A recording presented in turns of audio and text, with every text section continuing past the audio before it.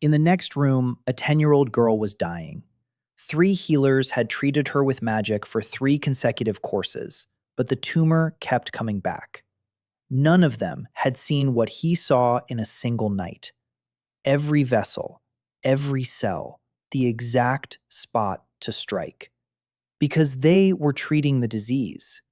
But he, for the first time in this world, had seen her anatomy. But first, he woke up. A dull, aching pain throbbed in every bone. A fluorescent lamp flickered above him. He counted the intervals automatically, just as he used to count patients' pulses during night shifts. Only shifts he didn't remember. He remembered the steering wheel, the heaviness in his eyelids after 36 hours without sleep, the sound of the crash, and the darkness. He raised his hands and froze. Someone else's hands. Slender, pale, with healing cuts on the wrists. He'd seen them hundreds of times in the emergency room, and every time they meant the same thing. Someone didn't want to live. A blue window flashed before his eyes. HP 41 out of 120. Class, Healer, Rank F. Skills, Minor Healing, Purification, Diagnosis. He understood each word individually, but none of them together. ATV was mumbling behind the wall. A woman's voice was explaining how the Silver Falcon Guild had sealed an A-rank rift in Kanem. 2 hunters were in the hospital. He didn't know what a rift was. He didn't know what world he'd been thrown into. A nurse walked in, tired, with a tablet. She glanced at him without surprise or relief. She checked the IV drip. She turned toward the hallway and muttered under her breath, "That loser again. 3rd attempt this year." The door closed. The body he was lying in had tried to die 3 times, and 3 times they'd pulled him back. Not because they wanted to save him, but because that's how it's supposed to be. He knew that indifference. 2 years of residency in intensive care had taught him not to worry about everyone. Only now he was lying on the other side of the IV. His thoughts turned to the word diagnosis, and he focused. A second screen popped up. Dense, detailed. Liver, early steatosis, sodium 131, a bit low. Arrhythmia, stress-induced. Muscle mass below normal. Chronically elevated cortisol. Serotonin at rock bottom. His hands trembled, not from fear, from recognition. Before him lay a real medical chart. Sodium 131. In his past life, he would have prescribed an isotonic solution and a follow-up in 4 hours. Steatosis, diet and hepatoprotective agents. Serotonin at rock bottom. Untreated depression. The body was screaming for help in a language he knew better than anyone. And no one heard. Because here, healers treat with magic, and doctors treat with medicine. And these worlds don't intersect. He laughed up at the ceiling. For the first time in 2 years, he had a patient he could cure right now. And that patient was himself. He cast the minor healing spell. A warm current spread through his body. Pleasant and useless. The spell healed everything at once and wasted energy. 90% went to waste. He paused. He imagined the current as an IV drip, a tube, a clamp, flow rate, and he directed it precisely. First to the liver, not to treat the whole organ, to trigger regeneration only in the area of degeneration, 2 MP. Then to the kidneys, to correct sodium levels, 1 MP. Then to the heart, to relieve the spasm in the conduction system, a pulse to the sinoatrial node, 1.5 MP. He spent 12 units. An ordinary healer would have used 200. Because an ordinary healer doesn't know what the sinoatrial node is, Diagnosis again. Regeneration initiated. Sodium levels are rising. Rhythm is stable. HP 58 out of 120. And the picture came together in his mind. A healer isn't a nurse on call. A healer is a controlled flow of energy through living tissue. And if you know anatomy and physiology and pharmacokinetics, then magic becomes a scalpel, an IV drip, a defibrillator. He hadn't slept all night. He listened to the beeping of the machines and the quiet sobbing of a child from the neighboring room. The child was crying into a pillow so no one would hear. He got up, his legs buckled, his head spun. He made his way down the hushed hallway. The door was ajar. On the bed lay a girl of about 10, thin, with a shaved head and a ring of hair beginning to grow back. She wasn't crying anymore. She was just staring into the darkness. On the nightstand was a photo, a woman and a girl. Both were smiling. A name on the back, Ha-Yoon. He ran the diagnostic, and the screen flooded with red. Glioblastoma, left temporal lobe, 3 feeding vessels, previous treatment, 3 courses of healer therapy. Result? Recurrence. Prognosis? Poor. He saw the tumor in 3 dimensions. Every blood vessel, every boundary, every cell that had already mutated, and every one that was still holding on. No healer in the history of this world had ever seen anything like this.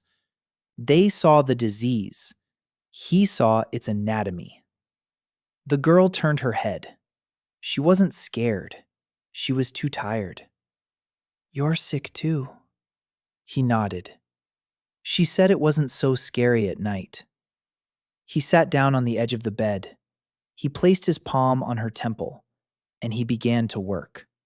First, the 3 feeding vessels. Don't pinch them off. Induce localized thrombosis only in the tumor's microvessels, 6 MP. Then the tumor itself. Here he paused. Minor healing stimulates cell growth, but a cell that grows too quickly triggers apoptosis, programmed cell death. The tumor had learned to bypass it. But what if he delivered a growth signal so powerful and so precisely targeted that the cell wouldn't have time to adapt? Then apoptosis would work.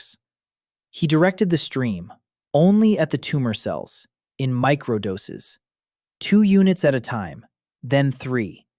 Each pulse was targeted. He worked for 40 minutes in complete silence. The girl fell asleep after 5. His hand didn't tremble. At that moment, he wasn't a lost man in a foreign body. He was a doctor. Diagnosis: no glioblastoma detected. Residual inflammation. Prognosis: full recovery. He had fired 86 units at a tumor that 3 healers had failed to remove over 3 treatment courses.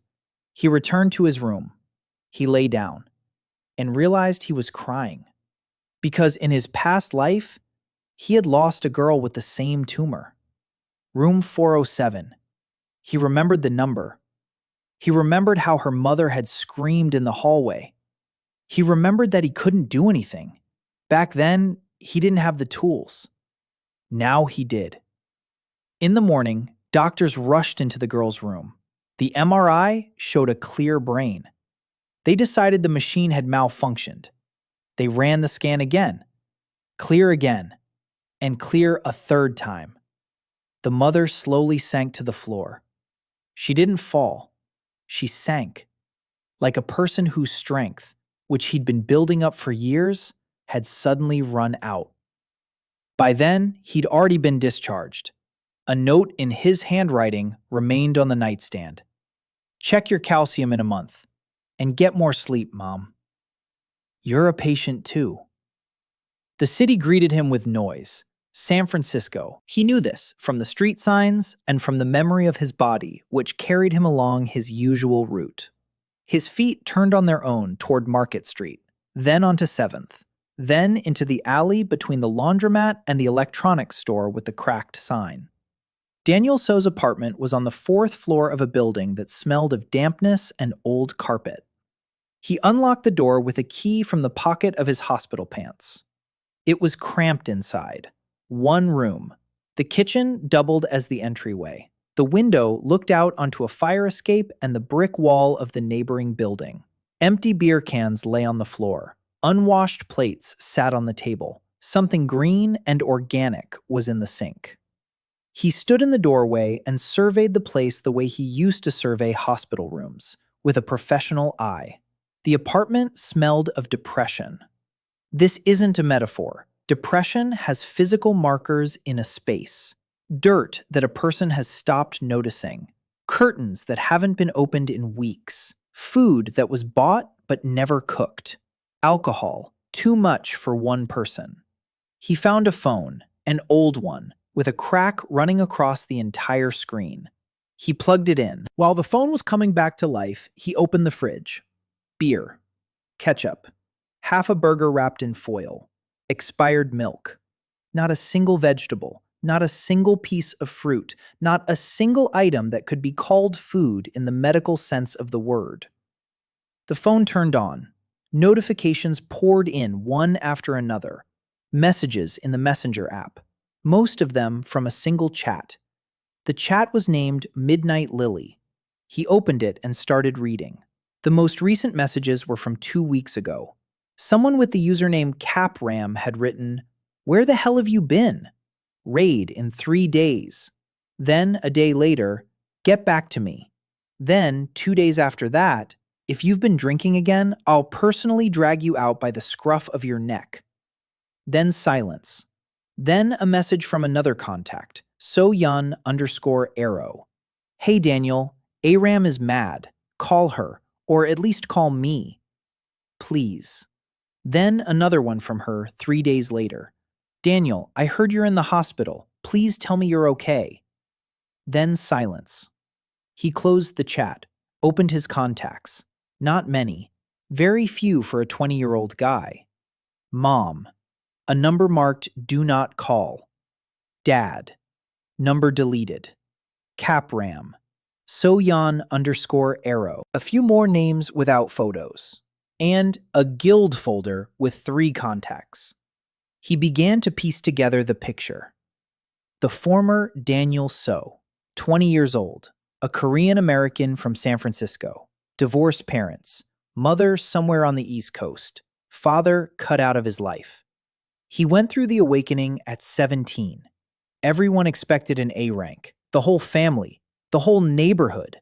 San Francisco's Korean community watched every young awakened one as if they were a potential star. But he got an F. Healer. The lowest rank in the most despised class. He found some old messages. His mother had written once after his awakening. One message. "Maybe you should try retaking the test. Min-ho's son from church got a B rank as a swordsman." He didn't reply. She never wrote again. For 2 years, he tried to work as a hunter. He joined teams. They took him on reluctantly. An F-rank healer is a burden. His minor healing barely covered cuts. They put him in the rear and forgot about him. At briefings, no one asked for his opinion. When dividing the loot, they gave him the smallest share. 3 teams in 2 years. Each got rid of him in its own way. The first simply stopped inviting him on raids. The second told him outright that he was useless. The third, Midnight Lily. They didn't kick him out, but they didn't keep him either. The last message from Aram before his attempt was brief. "I can't make you want to live, but if you decide to try again, we're here." He hung up the phone, set it on the table. He sat down on the sagging couch and stared at the wall for a long time. The old Daniel couldn't take it anymore. That was understandable. 2 years at rock bottom. No family, no prospects, not a single person who would tell him that he mattered. Not his class, not his rank, but him as a person. The new Daniel sat in that apartment and felt something strange. Not pity, not sadness, but recognition. Because in his past life, he too had hit rock bottom. Not quite as deep, not quite as hopeless. But 36 hours without sleep isn't a test of endurance. It's self-destruction, which medicine describes in other terms. He too didn't know how to stop. He too didn't ask for help. He too believed that if he broke down, it was his own fault, not that of the system that breaks people. There was one difference. He had a skill, a specific, practical skill that no one else in this world possessed. And that skill gave him something the old Daniel didn't have: a purpose. He got up, put away the jars, washed the dishes, opened the window, threw out the expired milk and half a burger. Then he left the apartment and walked to the nearest store. He bought rice, eggs, green onions, sesame oil, soy sauce, water, vitamins. At the register, the girl looked at him with that expression he knew all too well. A quick assessment. Skinny, pale, dark circles under his eyes. The hospital bracelet he'd forgotten to take off. She didn't say anything. He went back home, cooked some rice, fried some eggs, sat down and ate. He ate well. For the first time in a long time, judging by the state of his body. Then he took out his phone, opened the Midnight Lily chat, wrote a single message. It's so. I'm alive. When's the next raid? The reply came 14 seconds later, from So-Yeon_arrow, a bunch of exclamation points and emojis. Then a second message from her. In 2 days, B rank, the Rift in Oakland. You're definitely in good shape, he wrote. I'll be there. Then a second message from Capram. No emojis, no exclamation points. Just, come to HQ tomorrow at 10. We'll talk. He closed his phone. He sat down on the floor by the window. Outside the window, San Francisco hummed with evening traffic. Somewhere in the distance, a siren wailed. A regular one, not a guild siren. He ran diagnostics on himself again. HP 94/120. It had gone up. Food and rest worked just as well as magic for basic recovery. His liver was regenerating. Sodium levels were normal. His heart was stable. Cortisol was still high, but that couldn't be fixed in a day. Serotonin was still low. He needed time, routine, food, sleep, physical activity. Everything any therapist would prescribe to any patient. Nothing heroic. Just basic care for a body that no one had taken care of for 2 years. He closed the status window, lay down on the couch, set the alarm for 7 in the morning. And for the first time in who knows how long in this body, he fell asleep not out of exhaustion, but because he decided to sleep. In the morning, he set 6:50, 10 minutes before the alarm went off. An old habit from his residency days. The body wakes up early because it's afraid of being late. He got up, did some exercises, basic ones, push-ups, squats, plank. His body was weak and protested with every movement. 8 push-ups and his arms were shaking. 12 squats and his legs were on fire. A 30-second plank and his abs cramped up. He jotted the numbers down in his phone notes. A starting point. In a month, he'd double every number. In 3 months, he'd triple them. The body is a tool. A tool needs to be maintained. He cooked some rice. He fried some eggs with onions. He ate. He drank some water. He took his vitamins. Then he got dressed. The only clean clothes in his closet were a black t-shirt and jeans. His sneakers were worn out but still intact. He looked at himself in the cracked bathroom mirror. A gaunt face with sharp cheekbones, dark circles under his eyes. His hair was too long and unkempt. His gaze. He stared into his own eyes for a long time. Someone else's eyes. Or were they already his own? Then he left and drove to the Midnight Lily headquarters. The Midnight Lily headquarters was located in the basement of an old warehouse in Oakland's industrial zone. A rusty door, a staircase leading down, the smell of coffee and gun oil. Inside was one large room divided into zones by plywood partitions. The briefing zone. A table and 5 chairs. A whiteboard with a map on the wall. The lounge area. 2 couches that had seen better days. A refrigerator, a microwave. The gear zone. Racks with weapons and armor. Nothing expensive, nothing new. Everything is secondhand. Everything is patched up. A B-rank team at the bottom of the rankings. The budget reflects that. She stood by the table and looked at him. Choi Aram, 26 years old. A B-rank tank guard. Tall, almost a head taller than Daniel. Broad-shouldered, with a short haircut and a scar across her left eyebrow. Her face was stern. Her gaze was direct. Her arms were crossed over her chest. He activated diagnostics automatically, out of habit, like a doctor who looks at a person and sees not a person, but a patient. Right shoulder, a chronic rotator cuff tear, partial fusion in the wrong position, chronic inflammation, range of motion limited to 35%, compensated by the left arm, 2 years without treatment. She wore a shield on her left arm, not because it was more comfortable for her, but because she couldn't raise it above her chest with her right arm. 2 years, every battle, every raid, with an injured shoulder, and she didn't tell anyone. He looked away. He closed the diagnostics window. It wasn't his business. He had no right to know that without her permission. She spoke first. Her voice was even, emotionless.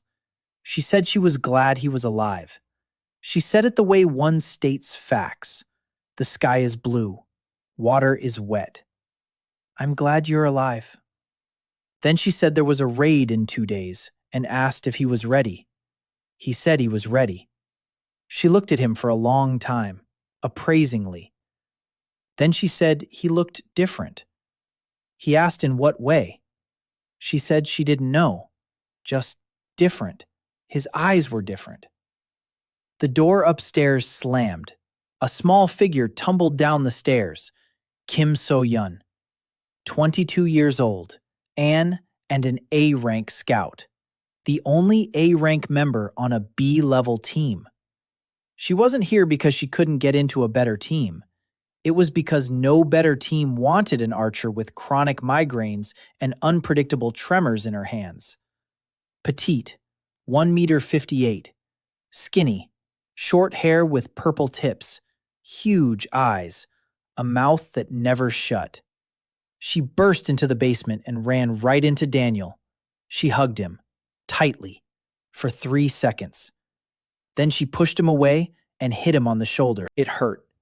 She called him an idiot. She said she'd called 3 hospitals. She said that if he did that one more time, she'd personally shoot him to save him the trouble. Then she hugged him again, for 2 seconds. Then she pushed him away again. He stood there and took it, silently, because that anger wasn't really anger. It was fear that wasn't allowed to be fear. He saw this in the emergency room every night. Relatives yelling at doctors. They aren't angry at the doctors. They're afraid. And they don't know how to express that fear any other way than by yelling. He ran diagnostics on her, quickly, 1 second. Cervical spine, C4 to C5. The vertebral body is displaced 3 millimeters to the right. Pinched spinal nerve root, chronic, since childhood. Result? Periodic compression of the vertebral artery. Reduced blood flow to the occipital region of the brain. Migraines, tremors. Impaired coordination during flare-ups. Has he received treatment? No. Not once in 15 years. Every healer said it was congenital and incurable. He closed the window. Congenital, incurable. He almost laughed. A 3 millimeter vertebral misalignment. In a past life, a chiropractor would have corrected this in 4 sessions. And with magic, he could have done it in 3. But not now. Not here. not without preparation and not without her consent. He made a mental note. The third one arrived 10 minutes later. Park Junho, 28 years old, a C-rank swordsman, tall, quiet, with long hair tied back in a ponytail and tired eyes. He walked in, nodded to Daniel, sat down in the corner. He took out a whetstone and began sharpening his sword. The diagnostic scan revealed lower back issues and chronic sleep deprivation. Nothing critical, just someone who fights too much and rests too little. The fourth was No Min-ji, 23 years old, a C-rank elementalist mage, specializing in fire. Short, round-faced, quiet, wearing headphones she never took off, not even during the briefing. She walked in, looked at Daniel. She raised her hand in greeting and sat down next to Junho. Diagnosis: burn scars on her forearms. Old, multiple. The result of uncontrolled outbursts of her own magic during her teenage years. Her nervous system is overloaded. Constant background stress. The headphones aren't for music. They're for noise cancellation. An excess of sensory stimulation causes her to lose control. 4 people. A tank with a destroyed shoulder. An archer with migraines. A swordsman with a bad back. A mage who fears her own power. And him. An F-rank healer in a foreign body. Midnight Lily. A team of misfits. Aram began the briefing. A B-rank rift. Oakland. An industrial zone on the eastern outskirts. It opened 3 days ago. Dungeon type? Labyrinth. Monsters, according to preliminary data, a group of minotaurs. The boss is presumed to be the Minotaur chieftain. Standard clear. 3 floors. Time is limited to 12 hours before the fault collapses. Payment from the Regulatory Bureau is fixed. $20,000 per team, minus taxes, minus equipment rental, minus health insurance.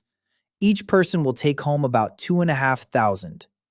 That's a month's rent for Daniel's apartment. So-Yeon asked what his role was. Aram said it was standard. Logistics, support, medical treatment on demand. Don't rush to the front. Don't try to be a hero. Don't die. She looked at him as she said that last word. Tough. He held her gaze, said he understood. He spent the 2 days before the raid preparing. He found some copper wire at the dump. Thick, construction grade. He bought a small pair of pliers and a file at a hardware store. He sat on the floor of the apartment and started making needles. Thin ones, long ones, sharpened at one end. 5 centimeters long, as thick as an acupuncture needle. 20 of them in one evening. He didn't know if it would work. The theory was simple. His magic required contact to be fully effective, a palm on the patient's skin. But a palm covers a large area, too many contact points. The rift looks like a crack in reality, a vertical slit in the air 3 meters high. The edges shimmered blue. The air around it vibrated at a frequency you couldn't hear but could feel with your teeth. Auckland's industrial zone, an abandoned concrete block factory. The area was cordoned off with yellow tape from the Regulatory Bureau. 2 security guards at the perimeter. Bored. Indifferent. B rank. Routine. The team's van was parked in the lot, an old one, with the Midnight Lily logo on the side. The lily was drawn crookedly. So-Yeon had painted it by hand once, and since then, no one had dared to repaint it. Aram was checking her gear. Shield, armored gloves, chest plate, everything on the left side. Her right shoulder was exposed. She didn't wear the shoulder guard on her right arm. Daniel knew why. The shoulder guard pressed against her injured rotator cuff, and the pain prevented her from raising her shield in time. Better without protection than without mobility.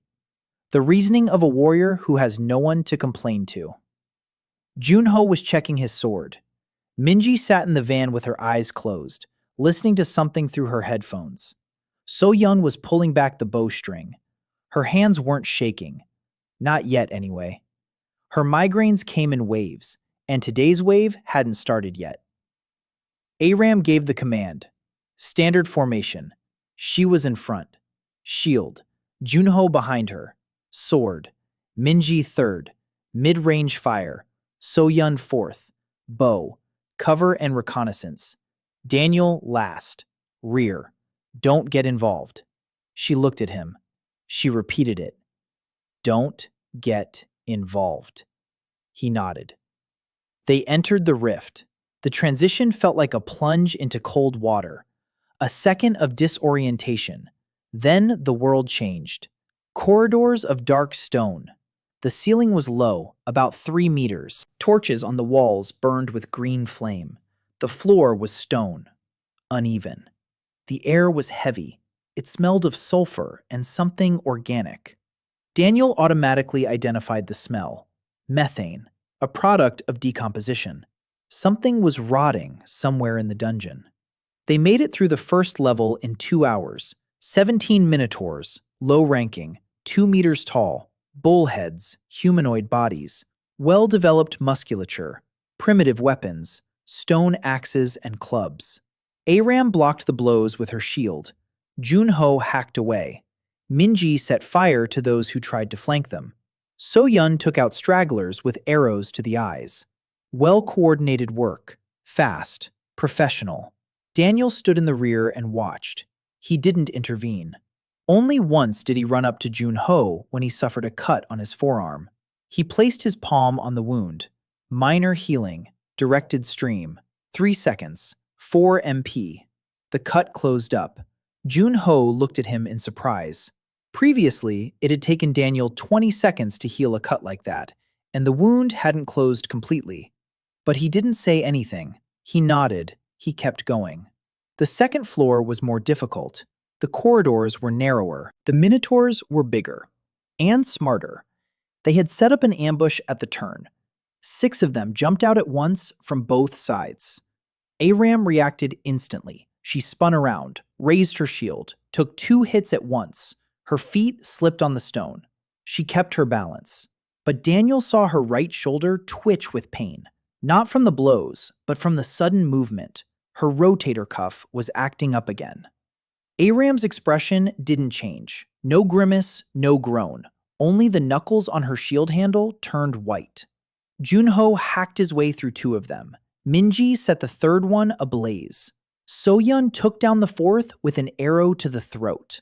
The 2 remaining attackers lunged at Aram. She fended off one with her shield. The second swung a stone axe. And just then, So-Yeon missed. The arrow flew 10 centimeters past the Minotaur's head. Her hands were shaking. A migraine was setting in. Daniel moved before he even thought. Not toward Aram. That wasn't his job. He moved toward So-Yeon. She was standing there with her bow, her hands shaking. Her fingers trembled on the bowstring. Her face was pale. Her eyes were shut tight against the pain. He placed his palm on the back of her neck, right at the C4 to C5 vertebrae, where the vertebra was pressing on the nerve. A single pulse of mana. Precise. Not to heal. Not now. Just to relieve the muscle spasm that was squeezing the vertebra. A temporary solution. Pain relief. Not a cure. 3 MP. So-Yeon opened her eyes. Her hands stopped trembling. She looked at him. He said one word. Shoot. She turned around. She drew the bowstring. The arrow struck the Minotaur squarely in the eye. He fell. Aram finished off the last one. Silence. Heavy breathing. The smell of burnt flesh from Minji's work. So-Yeon stood there, staring at her hands, then at Daniel, then back at her hands. She asked what he had done.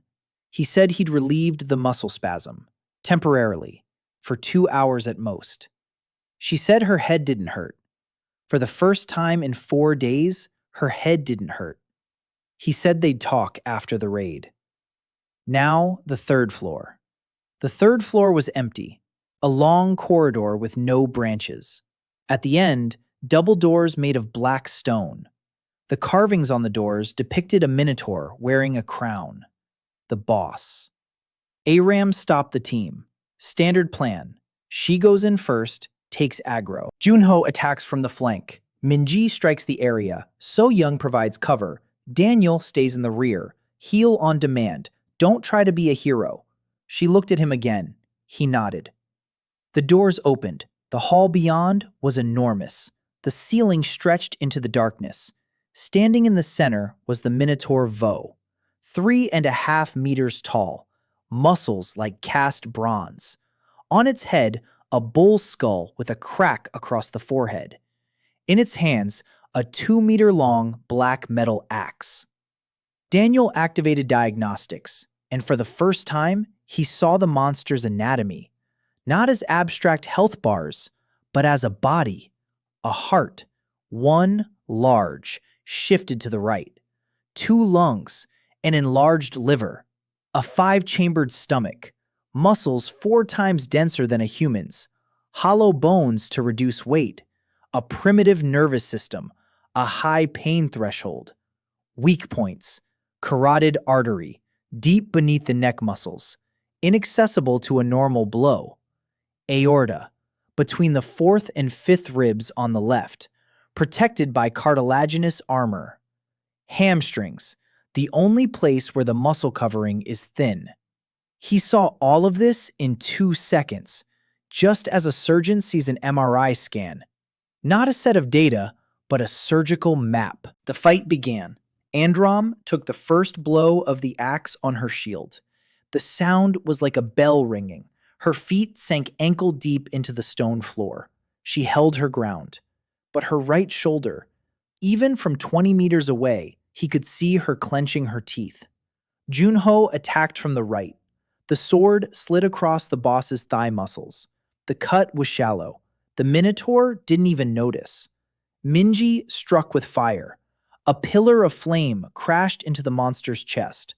He took a step back. He roared, but he didn't fall. His hide was too thick. So-Yeon fired her arrows. They pierced the muscles and lodged 2 centimeters deep. Pinpricks on this carcass. A standard battle for a B-rank team against a B-rank boss lasts between 40 minutes and an hour. Wear it down. Inflict 100 small wounds. Wait until blood loss weakens the monster. Finish it off. Long. Dangerous.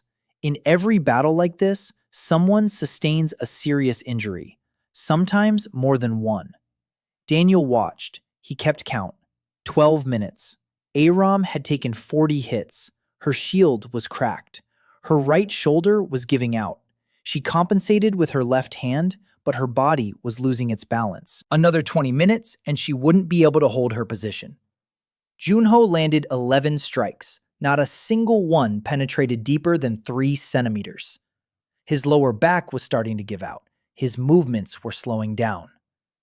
Minji used fire 4 times. Each time, it was weaker. Her mana was running out. So-Yeon shot accurately, but without a migraine. His painkiller was still working. For now. He made a decision. He pulled a case out of his pocket. He pulled out a single needle, copper, 5 centimeters long, as thin as a hair. He waited for the right moment. The minotaur swung at Aram. She took the blow, flying back a meter and falling to one knee. The boss stepped toward her, raising his axe for the finishing blow. Daniel ran, not away from the boss, toward the boss. He darted under the axe's swing. He pressed himself against the minotaur's left side, between the 4th and 5th ribs, where the aorta is. He thrust the needle in. 5 centimeters of copper passed through the cartilaginous armor as if through butter. Because he wasn't striking, he was injecting, like a syringe, gently, precisely, along the line of least tissue resistance. Then he directed the flow. In reverse. Inversion. Not healing. Decay. Forced apoptosis. Programmed cell death.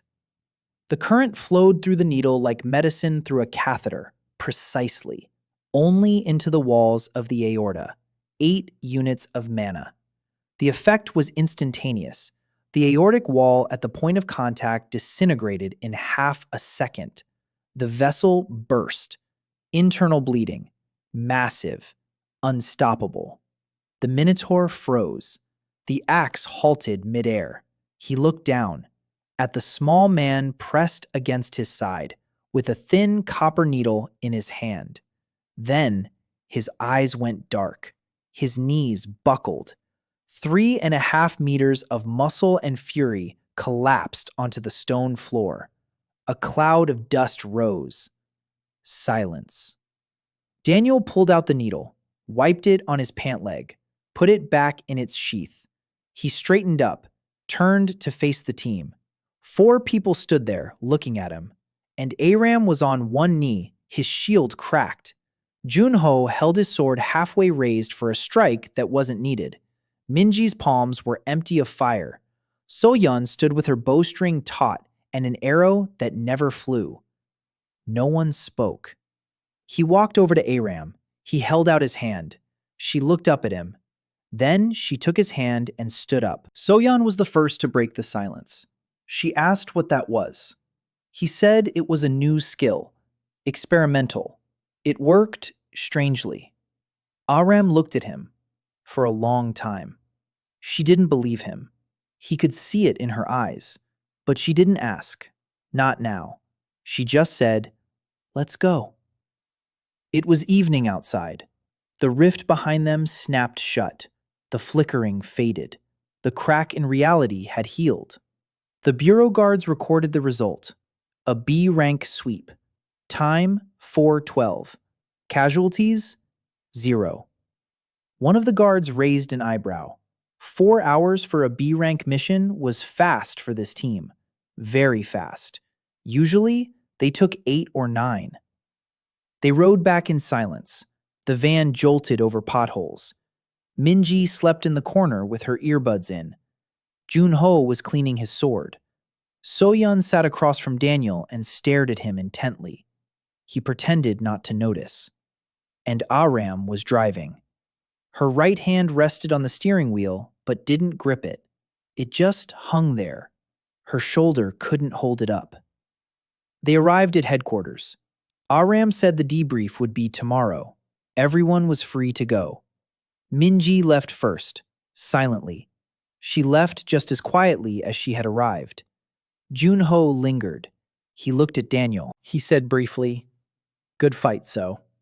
And he left. So-Yeon didn't leave. She stood by the door. She waited until everyone had left.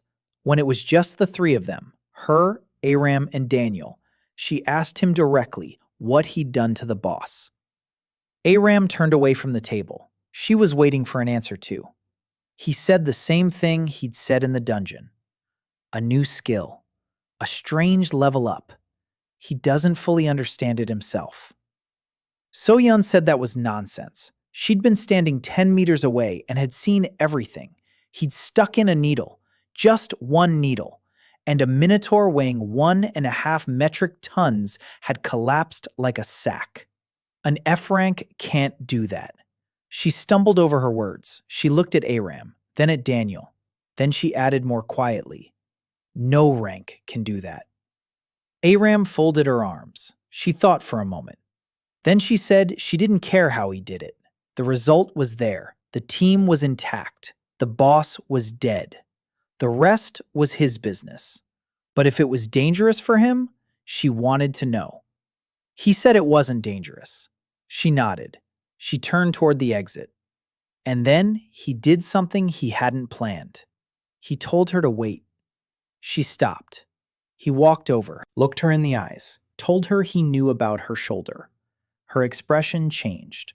For the first time since he'd known her, the muscles around her mouth tensed, her jaw clenched, her eyes grew colder.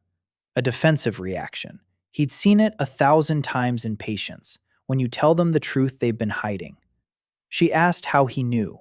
He said he could see it. His diagnostic abilities work differently than those of ordinary healers. He sees everything. Rotator cuff, partial tear, improper healing, 2 years. She was silent. So-Yeon stood there with her mouth open. Then Aram asked quietly, "Can it be treated?" He said, "Yes. 7 sessions, maybe 8. She'd have to stop training for 3 days between sessions, and it would hurt. She looked at him for a long time. Then she said, "Let's start." He said, "Not now, tomorrow." She was tired. Her body was under stress after the raid. Treatment is less effective when you're stressed. She needed to eat, to sleep. Come to the clinic. He stumbled over his words. He didn't have a clinic. Come to his apartment. She almost smiled. Almost. The corner of her mouth twitched a millimeter. Then it smoothed out. She said, "All right, tomorrow at 10. So-Yeon waited until Aram left. Then she turned to him. Her eyes were different. Not curious, not cheerful. Serious. She asked about her migraines. Could he help with those too? He said yes. He explained briefly. A misaligned vertebra in the cervical spine, a pinched nerve, reduced blood flow to the brain, a standard mechanical problem. 3 sessions, maybe 4. After that, the migraines would be gone for good. She was silent. He saw her throat twitch. She swallowed. Her eyes glistened. But she didn't cry. Not here. She said only one word. "When?" He said, "After Aram." "That same day." She nodded, turned around, walked toward the door. She stopped halfway there. She didn't turn around. She spoke into the air in front of her. "Thank you for coming back, Daniel." And she left. He stood in the empty basement, alone. The dim light of a lamp, the smell of coffee and metal. He thought, not about the battle, not about the boss, not about the inversion.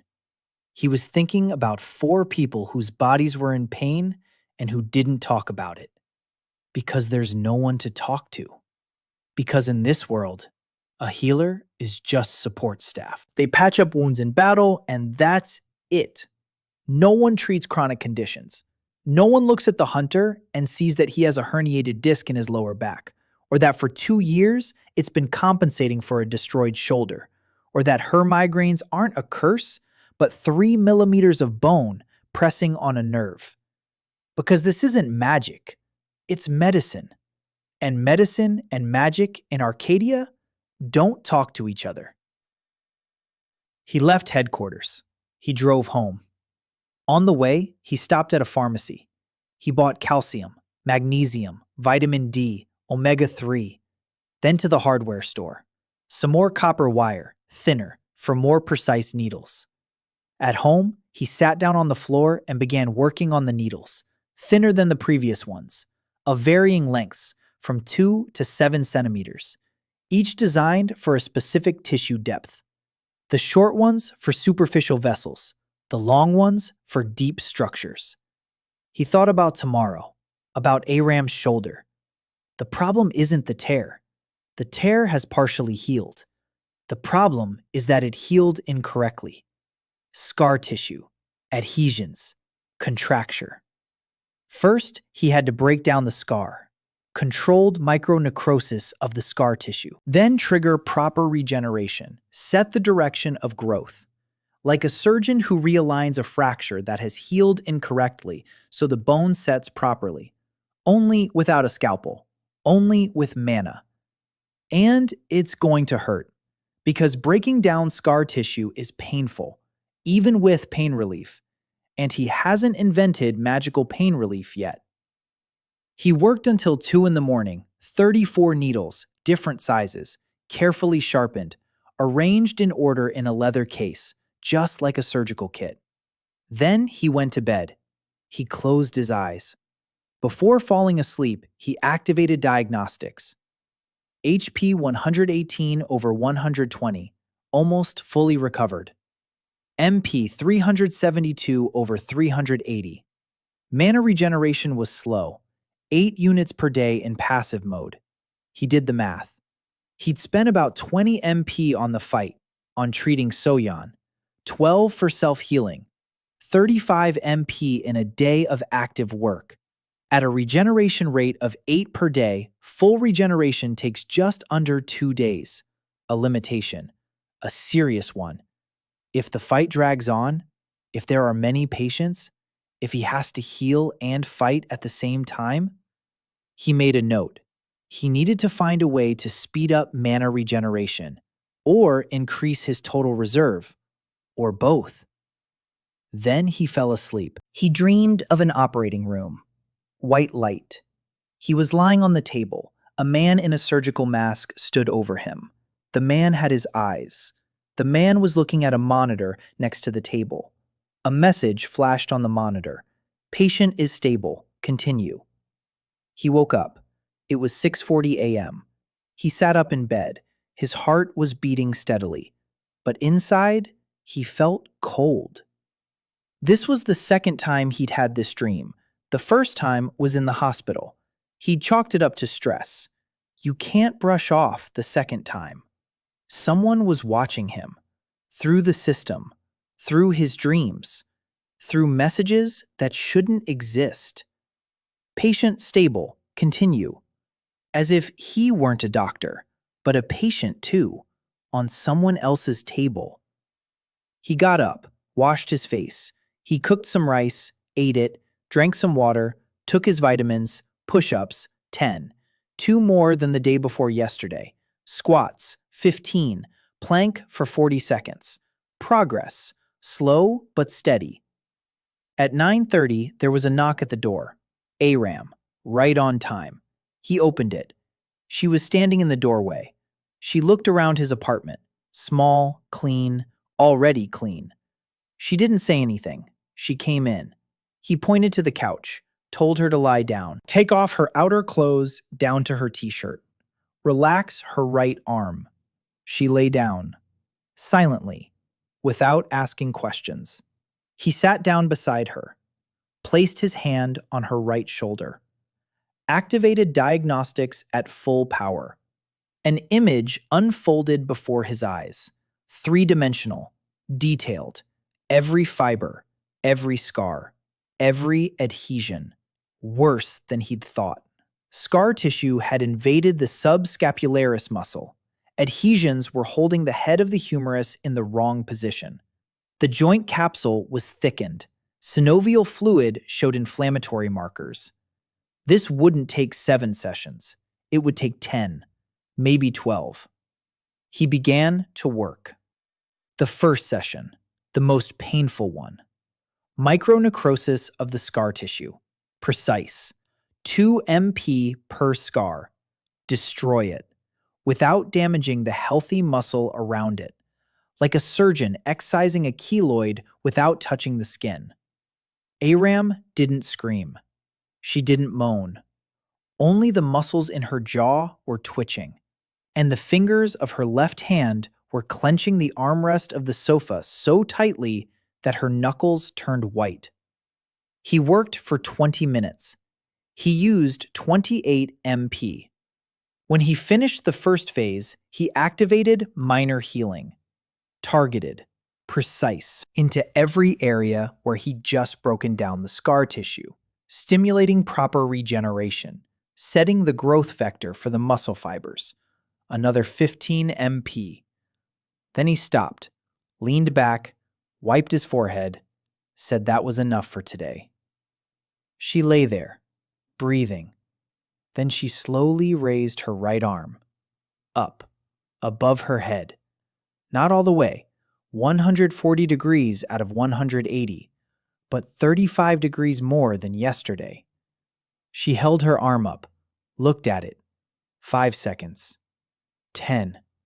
Then she lowered it, sat up, looked at him. She was silent for a long time. Then she said quietly, "You're a strange man, So." He said, "I know." She stood up, walked to the door, stopped, said without turning around, "The day after tomorrow, at 10. He said he'd be waiting. She left. An hour later, So-Yeon arrived, with a bag in her hands. She walked in, looked around, said it was dark in here, but at least it was clean. She tossed the bag onto the table.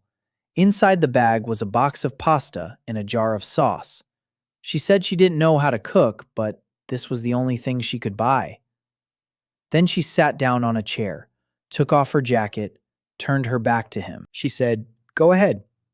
He placed his palm on her neck, C4 to C5. He activated diagnostics. He confirmed the misalignment, 3 millimeters to the right. He began his work. First session. Relieve the muscle spasm around the vertebra. Loosen the ligaments. Prepare the tissue for correction. Don't realign it. Not today. Preparation first. He worked for 15 minutes. 10 MP. Gently. Painlessly. When he finished, she turned around. She said her head felt light.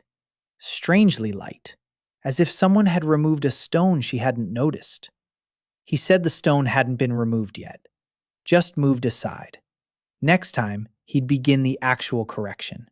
She nodded, stood up, walked toward the door. And then she stopped, turned around. Her eyes were shining, but she wasn't crying. She asked, "If it's that simple, if it's just 3 millimeters of bone, why hasn't a single healer found it in 15 years? He didn't answer right away. Because they weren't looking. They see the word migraine. He sees a cervical vertebra. The difference isn't in strength, it's in knowledge. She was silent. Then she said quietly, 15 years, Daniel. For 15 years, I thought something in me was broken forever. He didn't answer, because there was nothing to say. 15 years of pain because of 3 millimeters of bone. And not a single person in this world knew where to look. She left. He stood in the apartment, alone. He looked at the copper needles laid out on the table, at the vitamins on the shelf, at the empty box of pasta that So-Yeon had forgotten to take with her. And he thought about how a world capable of opening portals to the underworld and granting people supernatural abilities was incapable of treating a misaligned vertebra. Because magic and medicine exist in parallel universes, and he was the only one standing on the border. The phone rang, an unknown number. He answered. A woman's voice, formal, cold. The Bureau of Awakened Regulation. Mr. So, we'd like to invite you to an interview regarding your recent raid. Certain metrics have raised some questions for us. He was silent for 3 seconds. Then he said, "Of course." "When is convenient for you?" the voice asked. "Tomorrow, 9 a.m. The Bureau's central office, 5th floor. Bring your awakened ID." He hung up, sat down on the couch, stared at the ceiling. The Bureau. Already.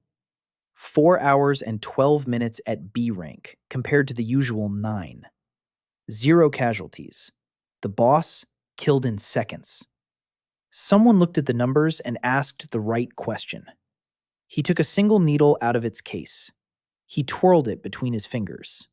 Thin, copper, harmless. Not a single bureau scanner would recognize it as a weapon, because it isn't a weapon. It's a medical instrument. It's just that the world doesn't yet know that a medical instrument can be more dangerous than any sword. He put the needle away. He lay down. He closed his eyes. Tomorrow, he had to be a clueless rookie whose skill had just strangely leveled up. He smiled into the darkness. In his past life, he'd spent 2 years playing the part of a calm resident under the department head who yelled at him every morning. Compared to Professor Kim from the surgery department, the regulatory bureau would be a walk in the park.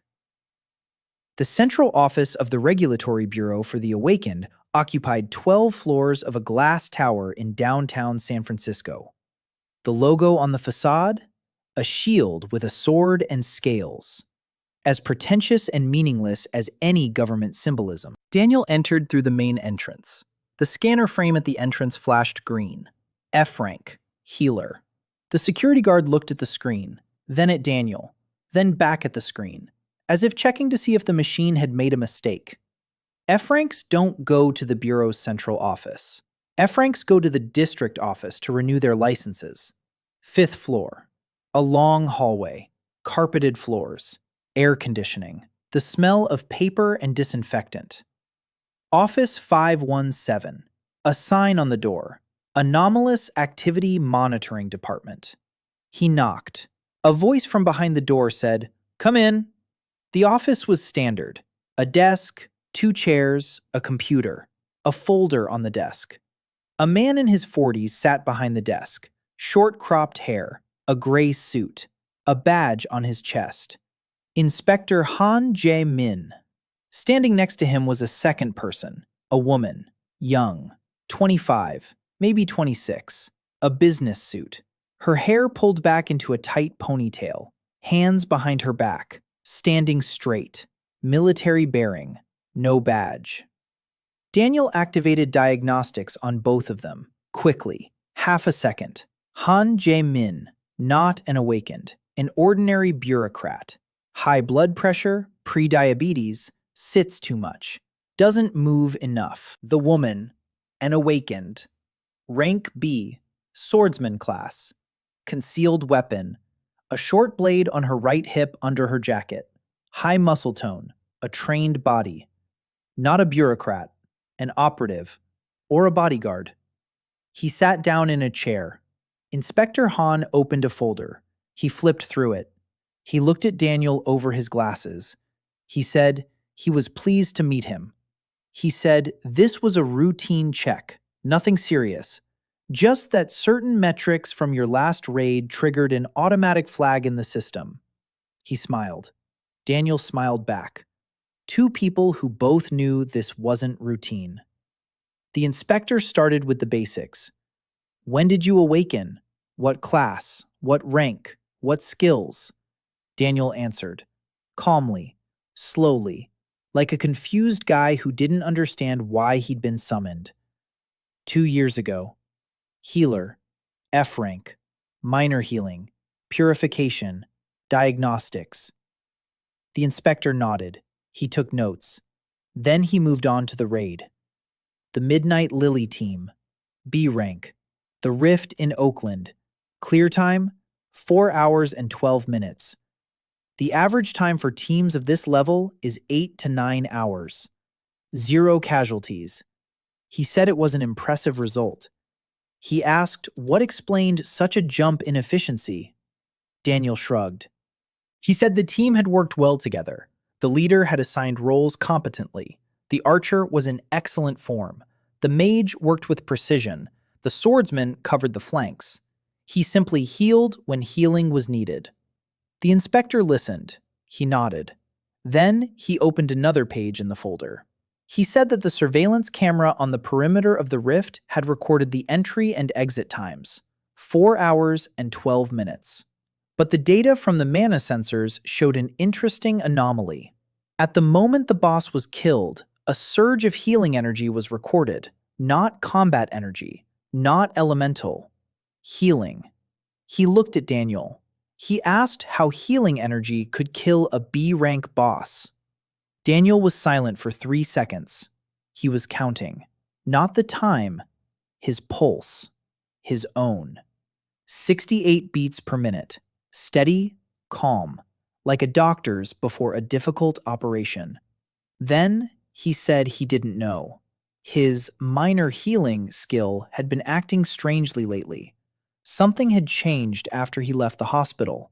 Sometimes the energy didn't flow the way he expected. He thought he was just healing the team's wounds, but it turned out he'd accidentally hit the boss. He was surprised himself. Maybe he needed to retake his rank test. The inspector stared at him for a long time. The woman behind him didn't move, but Daniel could feel her gaze, heavy, appraising. She didn't believe a single word. The inspector closed the folder. He said that retesting was a good idea. They could arrange it right away, if Mr. So didn't mind. Daniel said, "Of course." The test took an hour. Standard procedure. A room with mana sensors, targets, dummies, a general level scanner. He passed everything. Neatly. He demonstrated exactly what an F rank was supposed to show. Minor healing at standard power. Slow, weak, scattered. As if you were pouring water from a watering can rather than a syringe. Purification set to minimum. Diagnostics showing only basic parameters. Nothing anomalous. Nothing impressive. He knew how it worked. The system read the spell's output power, not the method of application.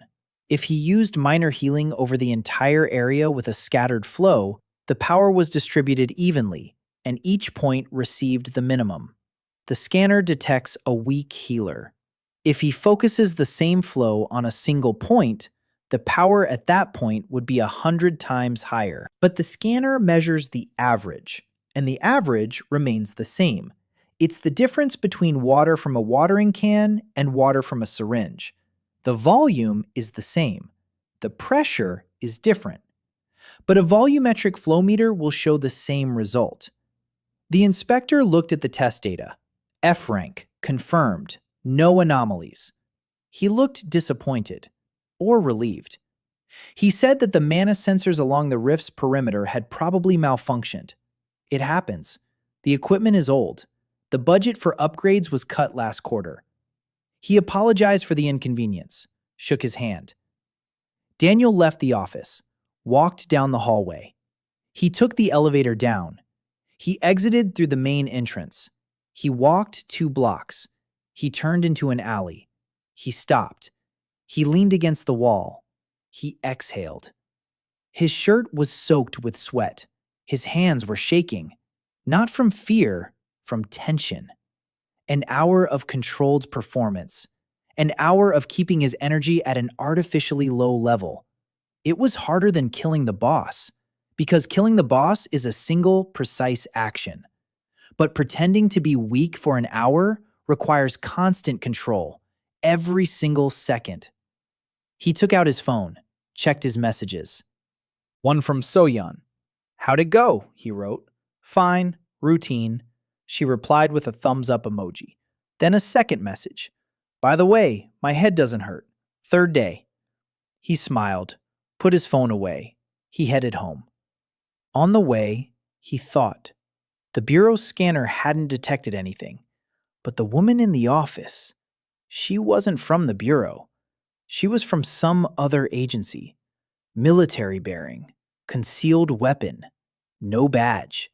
Someone outside the bureau was interested in the anomalous F rank who clears B rank dungeons in 4 hours. And that someone sent an observer, not an interrogator, an observer. Because an interrogator asks questions, an observer stands silently and takes note. At home, he cooked some rice. He ate. He sat on the floor. He laid out his needles. He thought. He needed a strategy, not just a combat strategy, a social one. In this world, power attracts attention, and attention attracts predators. Guilds, corporations, the government. Everyone wants a piece of the pie, and everyone is ready to take it by force if they can't get it the nice way. He needed protection, not physical, informational. He needed the world to see exactly what he wanted to show. An F-rank healer. Strange, but harmless. A team of underachievers that had slightly improved its performance. Nothing interesting, nothing dangerous, nothing worth paying attention to. Not until he was ready. Not until the team got stronger. Not until he understood the rules of the game. The phone rang. The number was hidden. He answered. A man's voice, deep, calm, polite. The voice said he was calling on behalf of the chairman of the Silver Falcon Guild. Mr. Yoon Gwang-Su would like to invite Mr. So to lunch, at a time convenient for Mr. So, to discuss a possible collaboration. Daniel was silent for 5 seconds. Silver Falcon, the largest guild on the West Coast. Yoon Gwang-Su, a name that appeared in every news broadcast. Philanthropist, politician, the face of the hunter industry. A former S-rank healer.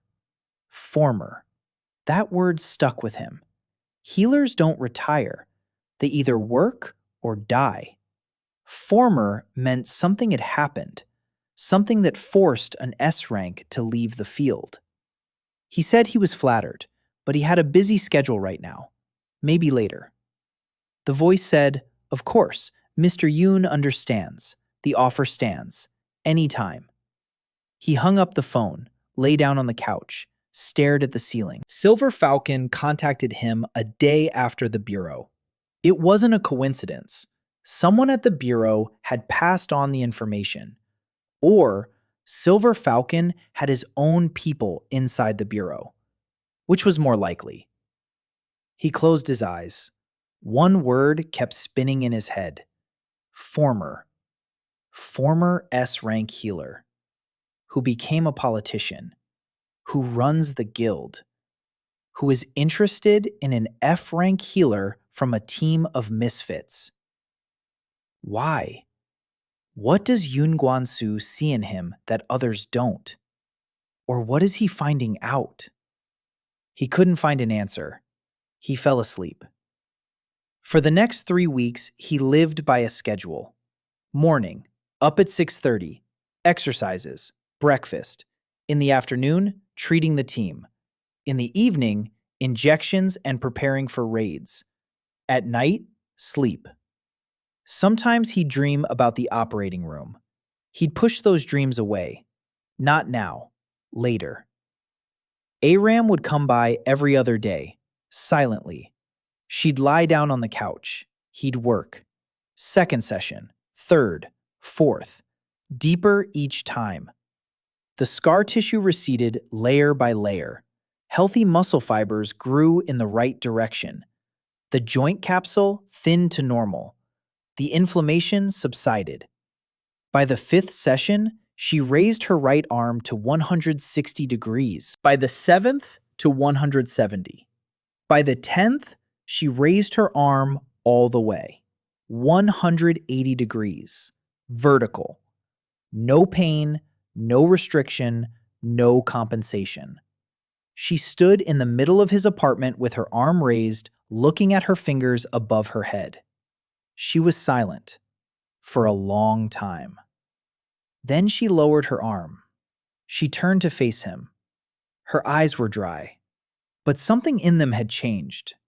Something that had been closed off 2 years ago had opened up just a millimeter. She said quietly, "You're a strange person, So." He said, "I know."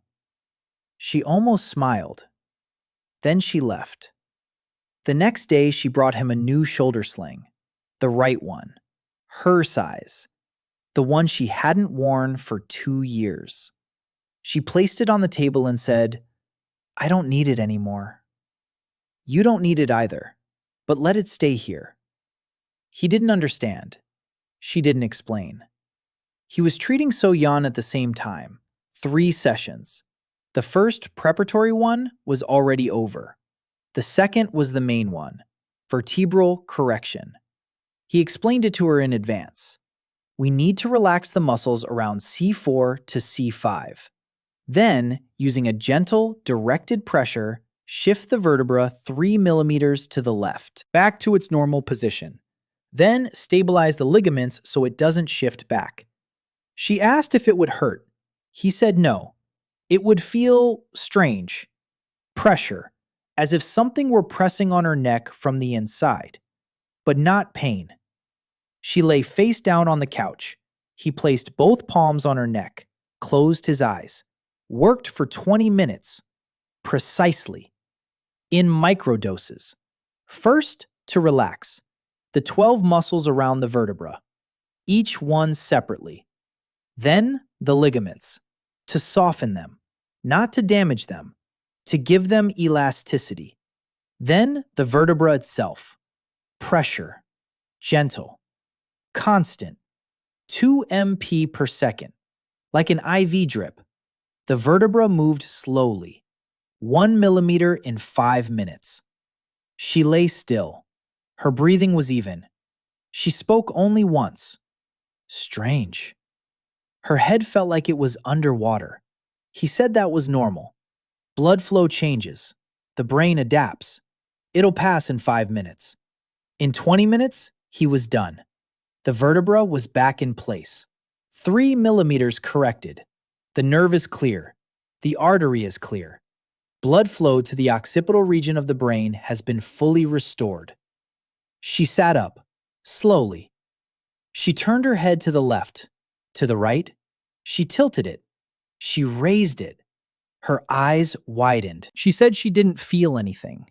He asked what? She said, nothing. I don't feel anything. No pressure, no heaviness, not even that constant background noise. Just silence. Silence in my head. She fell silent. She stood up. She walked toward the door. She reached the threshold. She stopped. She stood there for a moment. Then she quickly walked out. He heard her rush down the stairs, quickly, almost running. 2 hours later, he received a message. Just a photo. A kitchen table. On the table, a plate of roughly chopped salad. A glass of water next to it. And the text, I'll wake up tomorrow without pain. For the first time in 15 years, I'll wake up without pain. I don't know what to say. So here's some salad for you. I chopped it myself. It's a bit wonky, but edible. He smiled. He put his phone away. The third session for So-Yeon was a consolidation session, stabilizing the ligaments, strengthening the muscle corset around the vertebra. Prevention. Short, 15 minutes, 5 MP. After this, the migraines won't return. The tremor won't return. She'll be able to shoot without fear that her hands will give out at any moment. At the same time, he was treating Junho. Lower back, L4 to L5 herniated disc. Standard for a swordsman who swings a 2-kilogram blade every day with poor body mechanics. 3 sessions. Remove the hernia. Strengthen the core muscles. Correct posture. Junho was the ideal patient. He remained silent. He didn't ask questions. He lay down when told. He stood up when told. The only thing he said after the first session was, "My back doesn't hurt." For the first time in 3 years. Then he nodded and left to sharpen his sword. Minji was more complicated. Her problem wasn't mechanical. It was her nervous system, overload from her own magic. The burn scars on her forearms were a symptom, not the cause. The cause was that her nerve endings in the areas of her magical channels were operating under constant strain, like a wire under too high a voltage, hence the sensory overload, hence the loss of control, hence the headphones. He approached her after one of the raids, on the 1. They'd cleared yet another B-rank mission in 3.5 hours, a team record. He said he wanted to talk. She looked at him from under her headphones. She didn't take them off. She just looked at him. He said he saw her problem, and that he could help. Not cure it completely, but reduce the strain on her nervous system, if she'd let him. She was silent. Then she took off her right earbud, just the right one. She said one word. How? He explained. Her magical channels were functioning like bare wires without insulation. Every burst of magic burned the nerves around them. He could create a substitute for insulation, thicken the myelin sheath of the nerve fibers in the areas of the channels, through targeted stimulation of Schwann cell growth. She didn't understand a word, but she understood the tone of his voice. He wasn't promising a miracle. He was explaining the mechanics, like an engineer, not a magician. She put her earbuds back on. Then she nodded. He treated her for 4 20-minute sessions, the most delicate work he'd ever done. Nerve tissue, microdoses, 1.5 MP per pulse, precision down to a single axon. After the 4th session, she took off her headphones. Both of them. She stood in headquarters, listening to So-Yeon chatter, to Junho sharpening his sword, to Aram tapping away at the keyboard. And she didn't close her eyes. She didn't clench her fists. She didn't reach for her headphones. She just stood there and listened to the world. So-Yeon was the first to notice. She fell silent. She pointed at Minji's ears, then at Daniel, then back at Minji. Minji said, "Quiet," as if she were tasting the word. Then, "It's okay." Aram looked up from her computer. She looked at Minji, then at Daniel. She didn't say anything. She went back to her screen. But Daniel noticed that she was typing faster than before, with both hands. Her right shoulder was moving freely. 4 people, 4 chronic problems, solved in 3 weeks. Not by magic, by medicine that used magic as a tool. The difference lay in knowledge, not in power. Any healer could have done the same if they'd known where to look, if they'd known what a rotator cuff was, if they'd known that a migraine could be caused by a misaligned vertebra, if they'd known that nerve insulation could be enhanced by stimulating Schwann cells.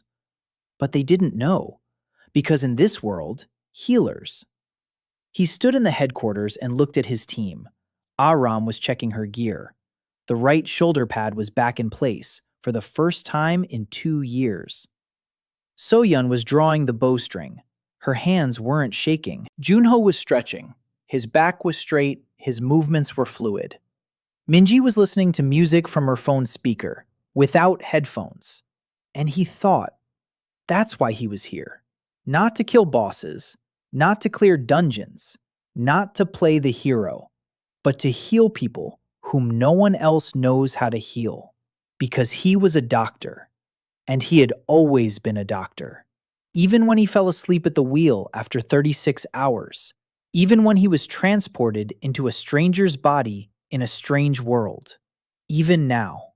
His phone rang. An unknown number, a woman's voice, fast, nervous. The voice said she was Ha-Yoon's mother, the girl from the hospital, and she'd found his number through a nurse. And she knows it's him. She didn't understand how, but she knew. He met her at a cafe on the corner of 5th and Mission, a small place, wooden tables, the smell of coffee and pastries. She was short, thin, with dark circles under her eyes and hands that couldn't sit still. She'd set down her cup. She'd pick it up, set it down again, twist her napkin, tore it into strips. A girl was sitting next to her, 19 years old, quiet, wearing glasses, with straight black hair and a backpack with textbooks sticking out of it. Ha-Yoon Ha-Yoon's older sister. Daniel activated diagnostics on both of them. Mother, chronic cortisol overload, adrenal exhaustion, insomnia, mild anemia, inflamed stomach. The body of a woman who hadn't slept properly for 2 years because her child was dying. Yoon, physically healthy, almost. Elevated cortisol, chronic. Low serotonin. Neck and shoulder muscles in constant tension. Somatized anxiety. The body of a young woman who pretended for 2 years that everything was fine because her mother couldn't handle yet another problem. The mother started talking, quickly. Her speech was disjointed. She said Ha-Yoon's MRI was clear. They checked it 3 times. The doctors say the machine broke down, but she knows the machine didn't break down. She's a nurse. She's been working with these machines for 20 years. They don't break down the same way 3 times in a row. Someone cured her daughter. At night. She checked the hallway security cameras. The footage shows a young man from the neighboring room entering Ha-Yoon's room at 2:47 a.m. and leaving at 3:28 a.m. 40 minutes. She retrieved the records from the admissions office. The patient from the neighboring room, Daniel So, an F-rank healer, discharged that morning. She found his number through the Bureau's database. She doesn't know how he did it. Not a single healer in 2 years had been able to remove the tumor completely. 3 courses of therapy, 3 different healers, a B rank, then an A rank, then another A rank. They all said the same thing. They removed what they could. The rest was out of reach. But he, an F-rank healer, did it in 40 minutes, at night, without any equipment. She stopped. Her hands stopped moving. She stared at him. Her eyes were red, but dry. She'd cried all she could 2 years ago.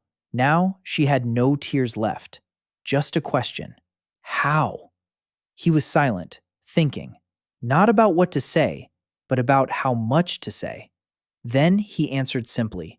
His diagnosis works differently than others. He sees more, deeper, more precisely. Not the disease as a whole, but specific cells, blood vessels, boundaries. And his treatment works the same way. Not an area, but a point. Not with a hammer, but with a needle. She asked, "Is this permanent?" He said, "Probably, yes.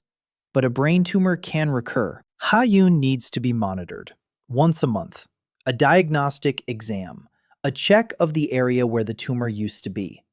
If anything comes back, he'll catch it at the single cell stage and remove it in a minute." She fell silent again. Then she asked how much it would cost. He said, "Nothing." She began to protest. He raised his hand. He said he didn't charge for treating children, and he never would. It wasn't up for discussion. Yoon, who had been silent the whole time, looked up for the first time. She looked at him, straight on, through her glasses.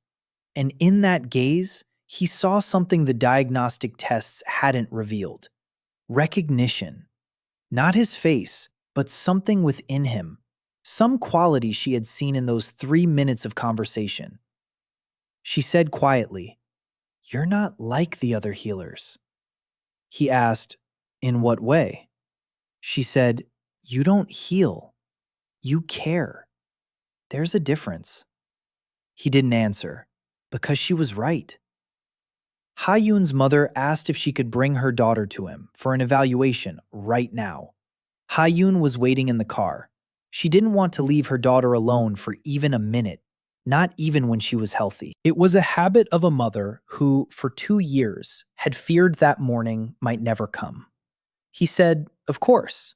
Ha-Yoon walked into the cafe, 10 years old.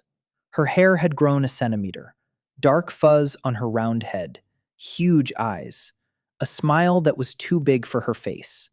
She saw him and stopped. Then she ran over. She said she remembered him. He was that man from the hospital, the one who put his hand on her head, and then her head stopped hurting. He said yes, it was him. She asked if he could put his hand there again, because she liked it. It was warm and tickled. He placed his palm on the top of her head. He activated diagnostics, full scan. Her brain was clear, not a single abnormal cell. The inflammation in the area of the former tumor had completely subsided. Regeneration of healthy tissue was complete. Neural connections in the left temporal lobe are being restored. She'll be fine. He removed his hand. He told her mother that everything was clear. "We'll repeat the scan in a month." Ha-Yoon asked if he would be her doctor. He said yes. She asked if she could come visit him. He looked at her mother. Her mother nodded. He said she could. Yoon sat there watching him. It was still quiet. She was still looking at him through her glasses. Then she said she was a student in the biochemistry department. That for 2 years she had read everything she could find about healing magic and brain tumors. That she knew what he had done was impossible.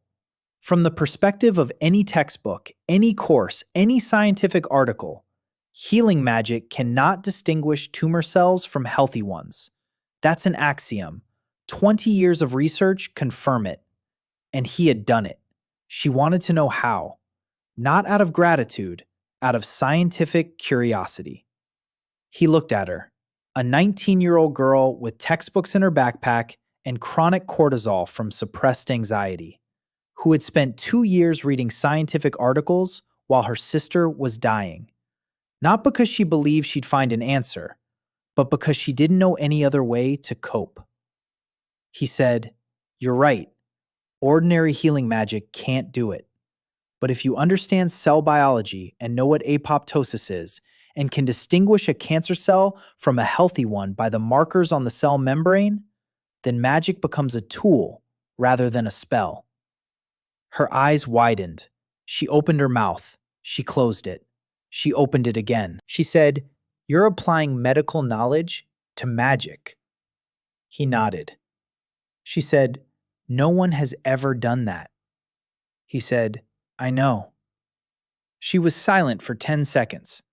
Then she said quietly, "I need to work with you. Please. I'm not an awakened one. I can't heal, but I can research, analyze, document. I can be your laboratory if you'll be my field." He looked at her. He thought. He needed someone who understood science, someone who could translate what he did intuitively into a system, into protocols, into methodology. Because if his knowledge remained only in his head, it would die with him. But if it were systematized, written down, broken down into steps, then other healers could learn. Not everyone, not right away, but those who want to. He said yes. She nodded, briefly, businesslike. Month 2. Midnight Lily closed 7 B-rank rifts. The average clear time dropped to 3 hours. Casualties remained at 0. This attracted attention. Not loud, not public, just the quiet attention of people who read the statistics. In the world of hunters, statistics are currency. Guild rankings, clearance rates, clearance times, mortality rates. Corporations that sponsor guilds look at the numbers. Insurance companies that cover raids look at the numbers. Bookmakers who take bets on fissure clear times look at the numbers. And Midnight Lily's numbers have changed, dramatically, without explanation.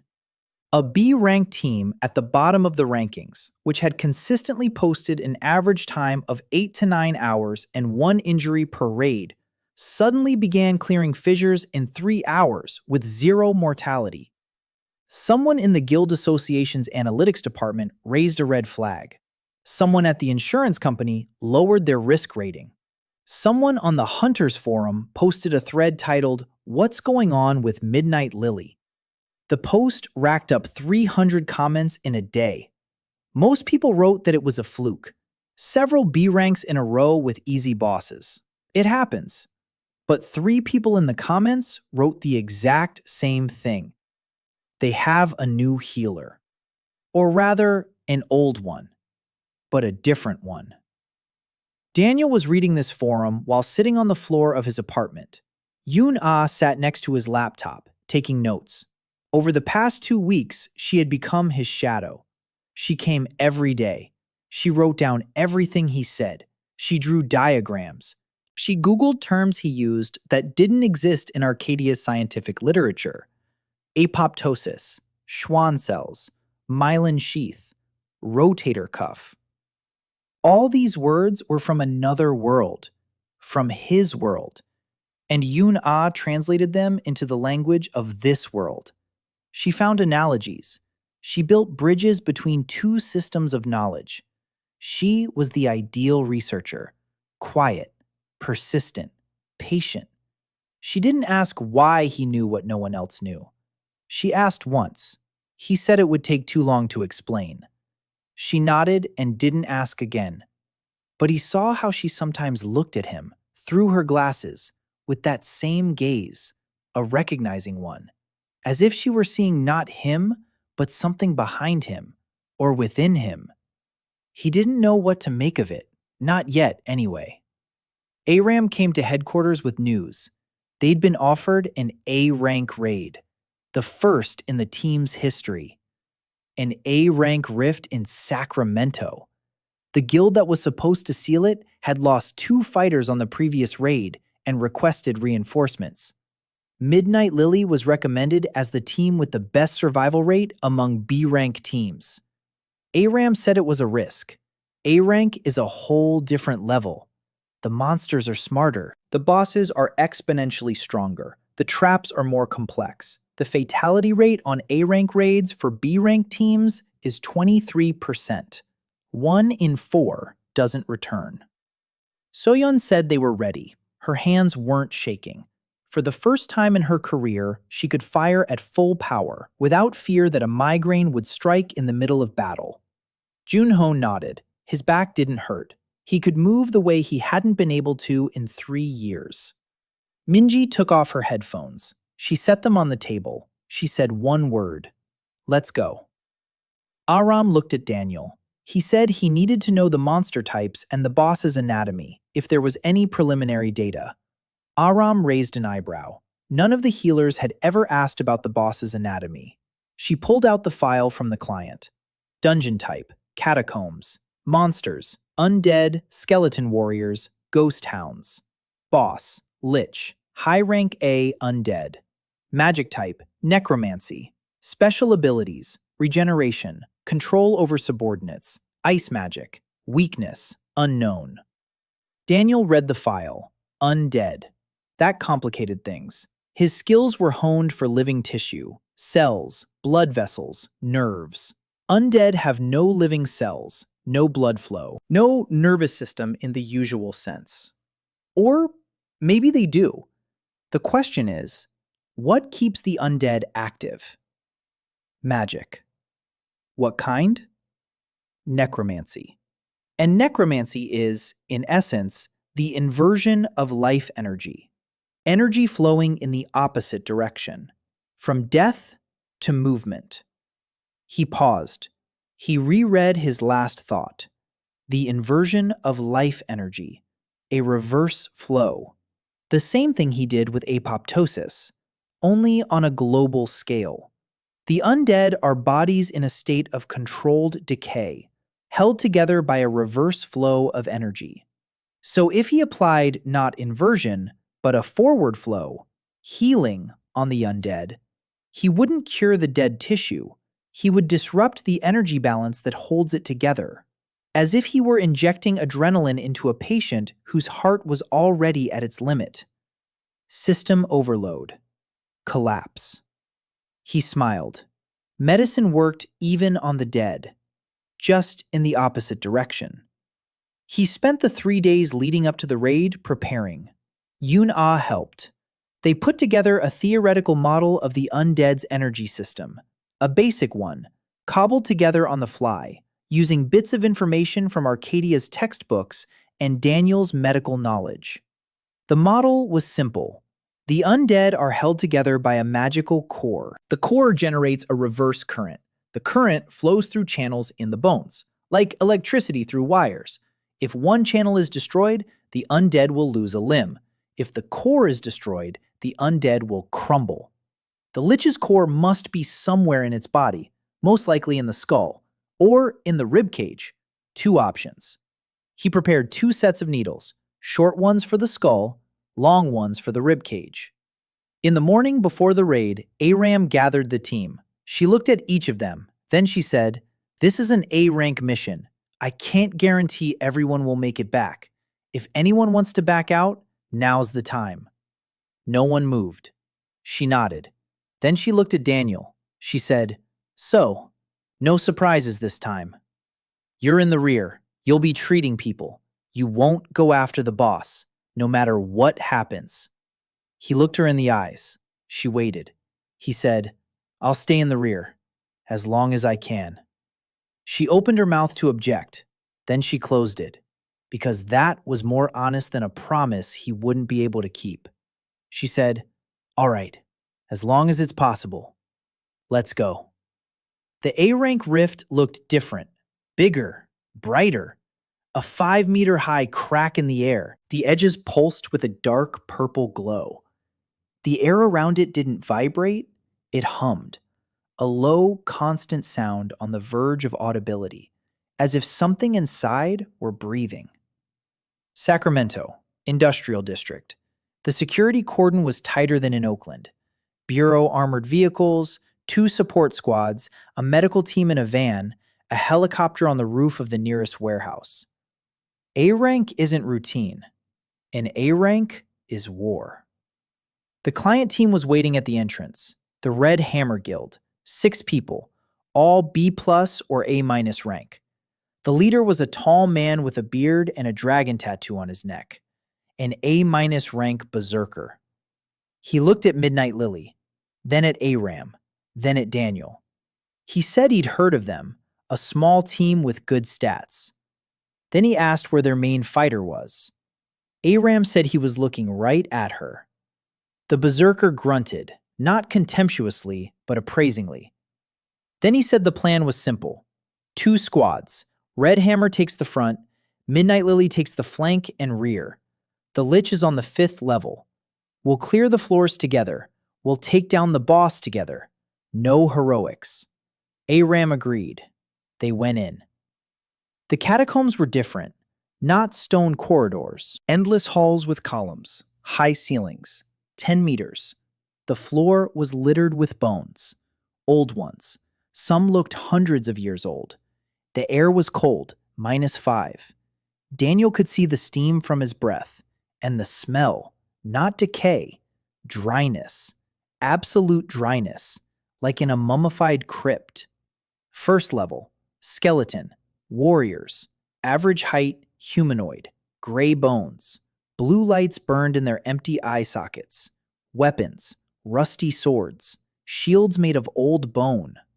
Daniel activated diagnostics on the first skeleton that stepped out of the shadows, and he saw what he expected. No living tissue, no organs, no blood, just a skeleton. Bones, and energy channels ran through the bones. Thin, glowing, like wires, reverse flow energy. It flowed from a core in the center of the ribcage, small, the size of a walnut, dark purple, to the limbs, to the skull, to all the bones. It supported the structure and enabled movement. The model was confirmed. He left the warrior skeletons alone. There was no necessary. The Red Hammer crushed them effectively. The berserker took out 3 with a single blow. His fighters worked in perfect coordination, professionally, a level above Midnight Lily, noticeably higher. Aram covered the flank. Junho cleaned up behind her. Minji incinerated groups of skeletons with a single volley, without earpieces, with complete control. So-Yeon shot with precision, right at the core. 1 arrow, 1 skeleton. She figured it out on her own. She saw where to aim, at the center of the ribcage, where the blue glow was brightest. Daniel hadn't explained it. She understood on her own because an A-rank archer reads the target's body like a pro. The second and third levels went off without a hitch. The monsters were stronger, but the principle was the same. Bones, channels, core. Destroy the core, and the skeleton falls. On the 4th level, ghostly hounds appeared. A different type. Not bones. Clumps of energy shaped like dogs. The size of a wolf. Twice as fast as the skeletons, and most importantly, incorporeal. Physical weapons passed right through them. Berserk swung his axe. The axe passed through the hound and struck the floor. The hound leaped onto his back. Its jaws clamped down on his shoulder guard. Metal screeched. Cold. Ice formed wherever the hound touched the armor. Minji struck with fire. The flame passed through the hound and scorched the wall. It's not working. The fire is physical. The hound is gone. Aram raised her shield. The hound leaped at her and flew back. The shield glowed white, the energy of the guardian tank, magical protection, the only thing that worked. Aram was the only one on either team who could block the hounds, but blocking doesn't mean killing. She could push them back, not destroy them. There were 12 hounds. They circled around the squads. They attacked. They retreated. They attacked again. The berserker growled in helpless rage. His axe was useless. A fighter from the Red Hammer was bitten on his unprotected forearm.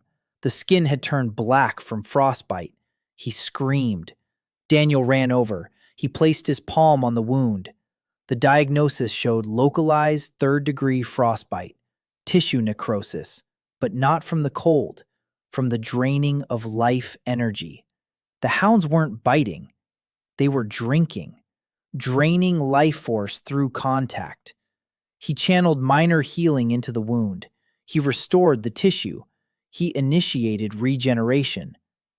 Then he paused and thought. The hounds are made of reverse flow energy.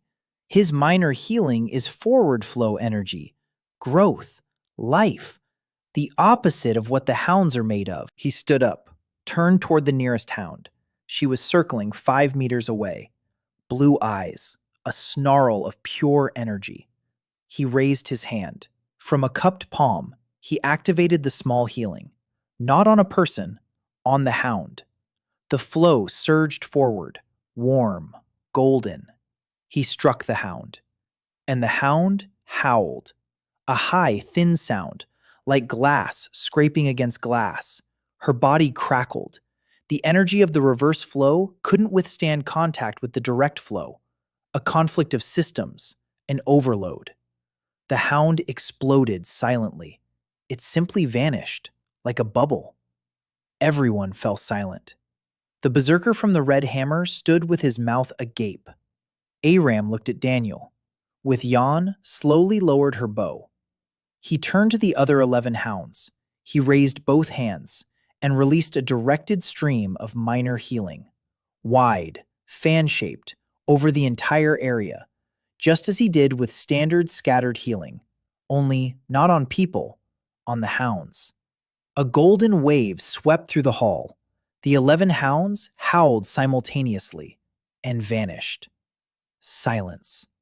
He lowered his hands, checked his mana. MP 298 over 380. He'd spent 82 units. That's a lot. Area of effect attacks are inefficient, wasteful. He'd spent about 7 units on each hound. If he targeted them individually, 3 units would have been enough. But he didn't have time to be precise. The berserker approached him, looked down at him. He was a head taller. He asked, "You're a healer?" Daniel said yes. The berserker asked, "F rank?" Daniel said yes. The berserker paused. Then he said, "I'm an A rank berserker, and I was just standing there like an idiot with a useless axe, while an F rank healer single-handedly wiped out 12 hounds with a minor healing spell." Daniel didn't say anything. The berserker shook his head. Then he said, "The world has gone mad." Level 5. The lich was waiting in the center of a huge hall. A humanoid figure in a tattered black robe. 2 meters tall, skinny, bones visible through gray, withered skin. Eyes, 2 hollows with violet fire. In his right hand, a staff made of blackened bone. A crown on its skull. Delicate, metallic, with a single stone at its center. The stone pulsed purple in time with the energy in the hall. Daniel activated diagnostics, and for the first time, he saw something that made him hold his breath. The core. Not in the chest, not in the skull, in the crown. The stone on the crown is the core. The lich's entire body is a shell, a puppet. The core controls everything. Energy channels run from the stone, through the skull, down the spine, to every bone, like a nervous system, like a spinal cord. If you remove the crown, the lich will crumble. But there was something else, something that made him stop. The scan revealed the structure of the body beneath the cloak. Bones. Human bones. Not a monster's. A human skeleton. A human skull. Human arms. This lich was once a human. He didn't have time to finish his thought. The lich struck first. A wave of icy energy swept through the hall. The temperature plummeted to -20 in a second. The floor was covered in frost. Breath turned into thick steam. The berserker leaped forward. The axe slammed into the lich's chest and bounced off. An energy field surrounded the body. A shield. The lich waved his hand.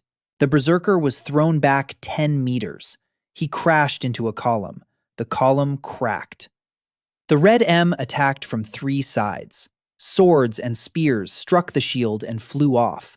The lich retaliated. 3 beams of icy energy. 1 fighter managed to dodge. The other 2 were hit. 1 in the shoulder, the second in the thigh. Both fell. A scream. Minzi struck with fire. Maximum power. A pillar of flame slammed into the lich's shield. The shield held, but it cracked for a second. Minji struck again, a 3rd time, a 4th. Fire against ice, a classic clash.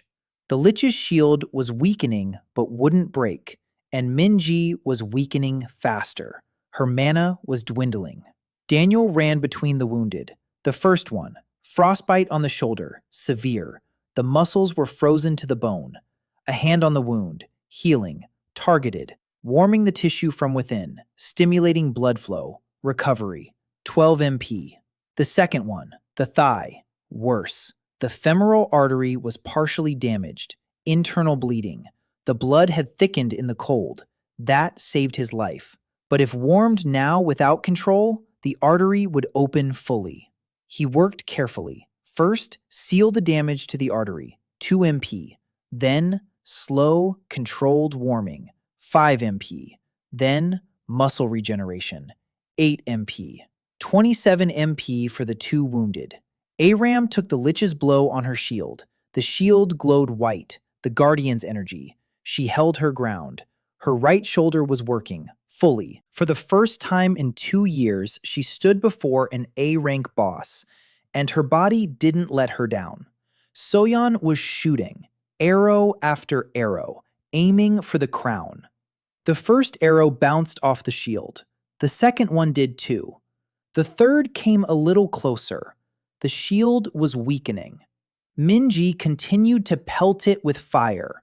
The berserker rose. He swayed. He spat out blood. He raised his axe. He leaped again. This time, the axe slammed into the shield and penetrated deeper. The crack in the Lich's defense was widening. Daniel saw his chance. The shield was falling. 3 or 4 more hits and a window would open. 5 seconds, maybe 10. He pulled out a needle, a long one, 7 centimeters. He waited. The berserker struck. Aram struck with her shield. Minji fired a final volley of fire. 3 strikes at once. The shield burst. So-Yeon fired. The arrow pierced the Lich's right eye socket. He flinched, turned his head, lost control for half a second. Daniel sprinted across the entire hall, 20 meters in 4 seconds. The body he'd been training for a month screamed with strain, but the adrenaline drowned everything out. He ran the distance. He jumped. He grabbed the Lich's robe. He pulled himself up. He thrust the needle into the seam between the crown stone and the metal rim, right where the energy channel entered the core. He directed the flow. Not an inversion, healing. Direct. At full power. 20 megapascals per second. A direct stream of life energy into the core of the reverse flow. A conflict of systems. Overload. The core crackled. The stone began to crack. A violet light flickered. The Lich opened its mouth. A sound emerged from it. Not a roar, not a scream. A moan. A human moan. Quiet. Exhausted. Like the groan of a patient who is finally letting go. The stone burst. The light went out. The Lich's body crumbled. Bones fell to the floor with a soft thud. The cloak slumped like empty fabric. The crown clattered against the stone. Daniel stood in the middle of a pile of bones, with a needle in his hand. MP 189 over 380. He'd used up nearly half his supply on this raid to heal the wounded and kill the boss. The hall was silent. The berserker stood with his axe raised. His face expressed something between shock, admiration, and horror. So-Yeon lowered her bow. Her hands were trembling, but not from a migraine, from adrenaline. Aram approached him. She looked at the bones on the floor, then at him, then back at the bones. She said, "I told you not to go after the boss." He said, "I was in the rear, as long as it was possible." She closed her eyes, opened them. She said, "You're unbearable." Then, more quietly, "Thank you." Berserker stepped closer. He held out his hand. Daniel shook it. Berserk asked, "What's your name?" Daniel gave his name. Berserk said he'd remember it. Then he added, F rank. He shook his head and went to gather his team. Bureau cameras were waiting at the exit of the rift. Standard procedure. Recording the results. Time to clean up. Team rosters. Casualties. Daniel stood off to the side. He stayed out of the shot. But one of the Bureau's cameramen trained the camera directly on him. For a long time. About 10 seconds. Then he lowered it and jotted something down on his tablet. That evening, Daniel was sitting at home. He checked his phone. In the Midnight Lily chat, So-Yeon wrote, "We cleared an A-rank mission," with a bunch of emojis. Then, "Daniel, you're a genius and a nutcase." Then, "But mostly a genius." Then, "Oh well, whatever." Aram wrote, "Good raid. Everyone's safe. Debrief tomorrow." Junho wrote, "My back didn't hurt once. Thanks, So." Minji just wrote a fire emoji. He smiled. Then his phone rang. The number was hidden. He answered. It was the same voice as last time. Low, polite. The voice said, "Mr. So, Chairman Yoon sends his congratulations on the successful A-rank sweep, and he reiterates the invitation to lunch, at your convenience." Daniel was silent. Then he said, "Tell the chairman I'll think about it." The voice said, "Of course." The line went dead. He hung up the phone. He looked out the window. Silver Falcon knew about the raid in Sacramento. The results hadn't been published yet. The Bureau hadn't released a report yet. But Gwang-Su already knew. And he'd called an hour after leaving the rift. Someone at the Bureau was working for Silver Falcon. Or someone in the Red Hammer. Or someone was personally monitoring the rift. In any case, Yoon Gwang-Su was watching him. Intently. Patiently. Like a predator in no hurry. Because he knows his prey isn't going anywhere. He took out the needle. Twirled it between his fingers. Thought for a moment. Then put it away and went to sleep. He dreamed of an operating room. A white light. He was on the table. A doctor wearing a mask with his face. A monitor. A message. Patient stable. Continue. And a new line below it that hadn't been there before. Complications within normal limits. Documenting. 3 months had passed since he woke up. Daniel was sitting in Midnight Lily headquarters, staring at the bulletin board. Pinned to the board were news clippings, forum printouts, photographs of the faults, and a map with markings. Yoon A stood nearby, a marker in her hand, drawing lines between the points. In 3 months, the team had cleared 11 B-rank missions and 2 A-rank missions.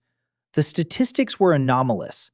Clearance time was half the average, 0 casualties.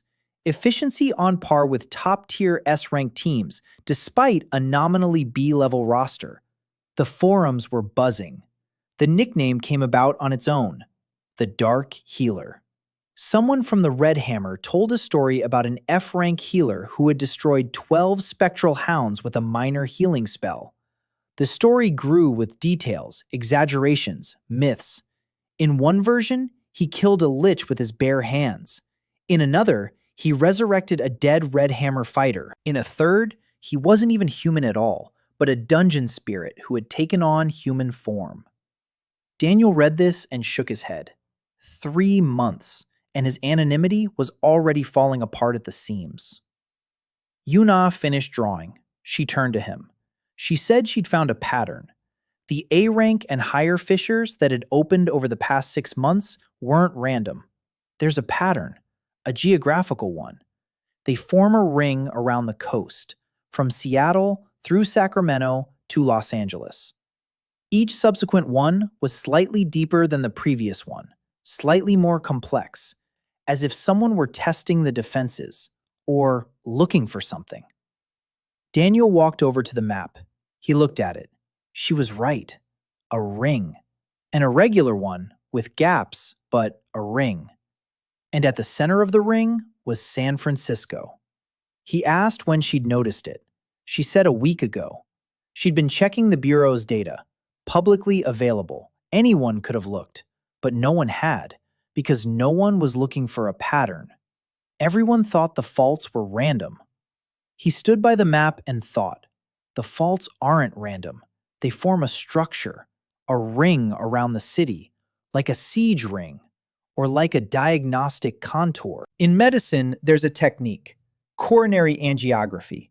You inject contrast dye into the blood vessels and watch where it goes to find a narrowing, a blockage, an anomaly. What if the faults are the contrast dye? Someone is injecting them into the fabric of reality to find something. Or someone. The phone rang, a withheld number, but this time, it wasn't the voice of Yoon Gwang-Su's assistant. A woman's voice. Unfamiliar, sharp. The voice said, "Mr. So, my name is Yuna Park. I'm a journalist. I'm writing an article about the missing healers, and I think you know more than you're saying. Can we meet?" He was silent for 3 seconds. The missing healers. The words triggered something in his memory. The lich in the catacombs. Human bones. The diagnostic scan that, for a split second, showed that something was strange. He didn't have time to read it all the way through, but there was a word.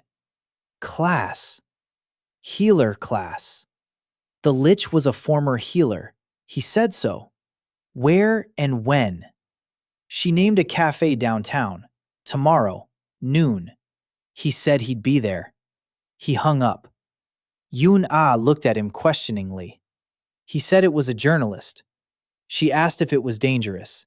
He said he didn't know. But the missing healers were a topic he couldn't ignore. Not after what he'd seen in the catacombs. The meeting with Yoon Park changed everything. She was sitting in the corner of the cafe. Leather jacket, black coffee, no sugar, no milk. A tablet on the table. Her eyes were quick, sharp. The eyes of someone accustomed to looking at the world and seeing what others hide. Daniel activated diagnostics. Heart, arrhythmia, early stage, caused by chronic stress and excessive caffeine. Liver, mild inflammation, alcohol, not alcoholism, but on the verge. Cortisol, off the charts, adrenal glands worn out. This was the body of a person who was burning up, slowly, from the inside, from a job that no one but her wanted to do.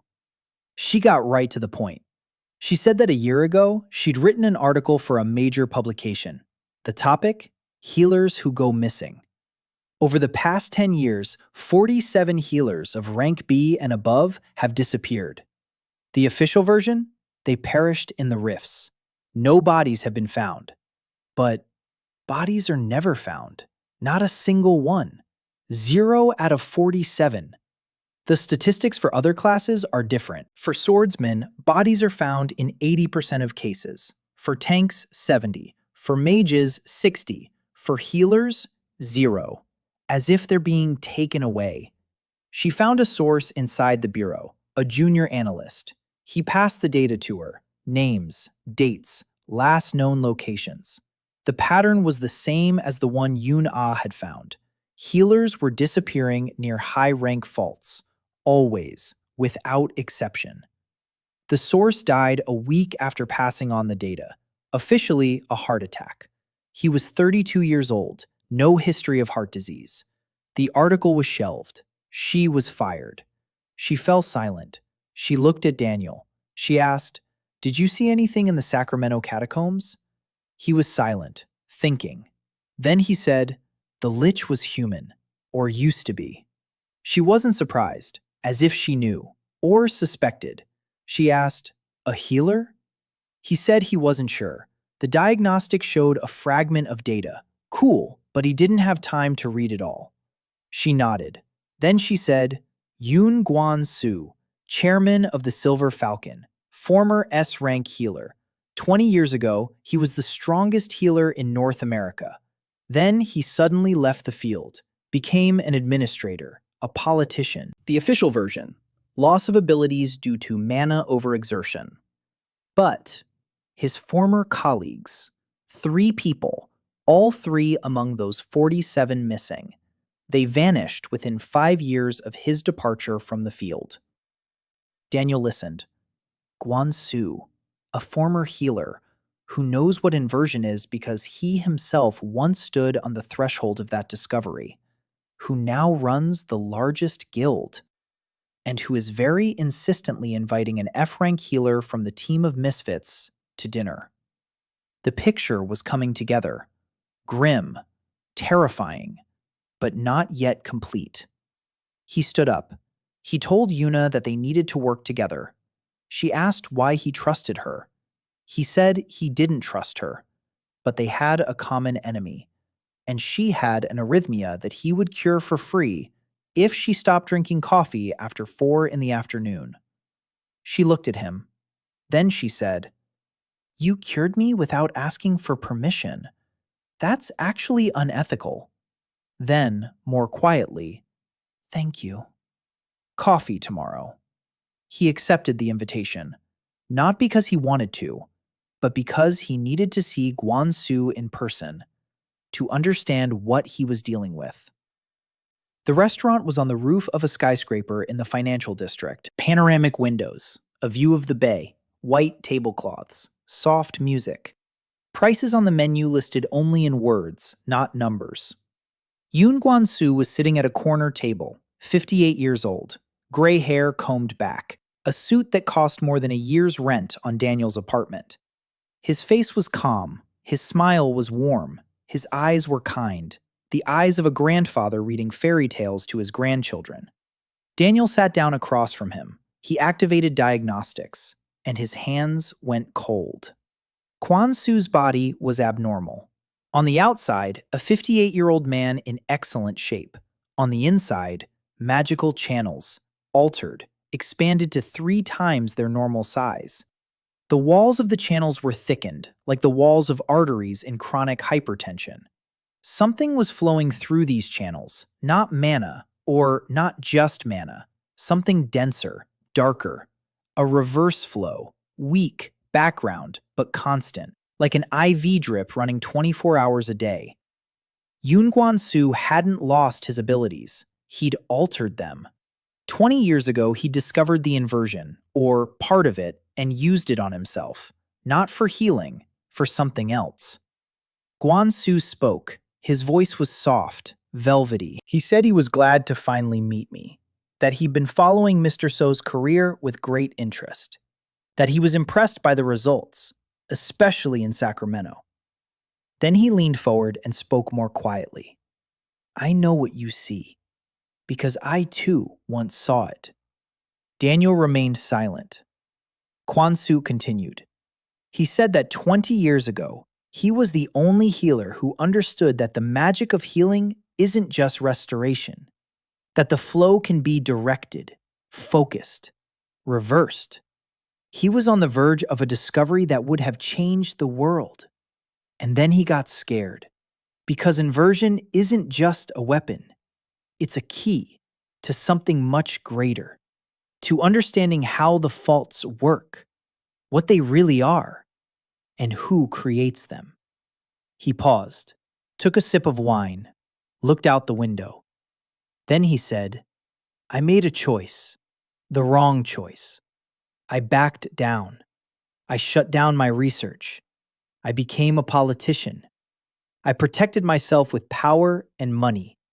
And I spent 20 years trying to convince myself that it was the right decision. And then you showed up." He looked at Daniel, straight on, without a smile, for the first time during the entire conversation. And Daniel saw in his eyes what the diagnostics hadn't shown. Hunger. Not greed. Hunger. The hunger of a man who had lived for 20 years knowing he had turned his back on his destiny. Gwang-Su said, "I want you to work with me, not against me, with me. The resources of the Silver Falcon, laboratories, funding, protection, everything you need, in exchange for one thing. Let me be a part of this." Daniel listened and thought. The offer sounded reasonable, generous, even sincere. But 47 missing healers. Yuna's source, who died of a heart attack at 32. The backflow coursing through Gwang-Su's channels like poison through veins. The lich in the catacombs with human bones. 3 of Gwang-Su's former colleagues on the missing list. He said, "I need to think about it." Gwang-Su nodded. "Of course, no rush." Then he raised his glass. "To the future." Daniel didn't raise his. He stood up, said thanks for dinner, and left. It was cold outside. He walked along the sidewalk and thought. Gwang-Su wasn't lying. Not entirely. He really did want to be part of something. But it was the truth wrapped in a lie, like healthy tissue surrounding a tumor. Normal on the outside, death on the inside. He took out his phone, called Yuna, told her he'd seen Gwang-Su, that his body had changed, that the reverse flow was constantly coursing through his channels. Yuna was silent. Then she asked what that meant. He said it meant he didn't just know about the inversion, he was using it on himself, constantly, for 20 years.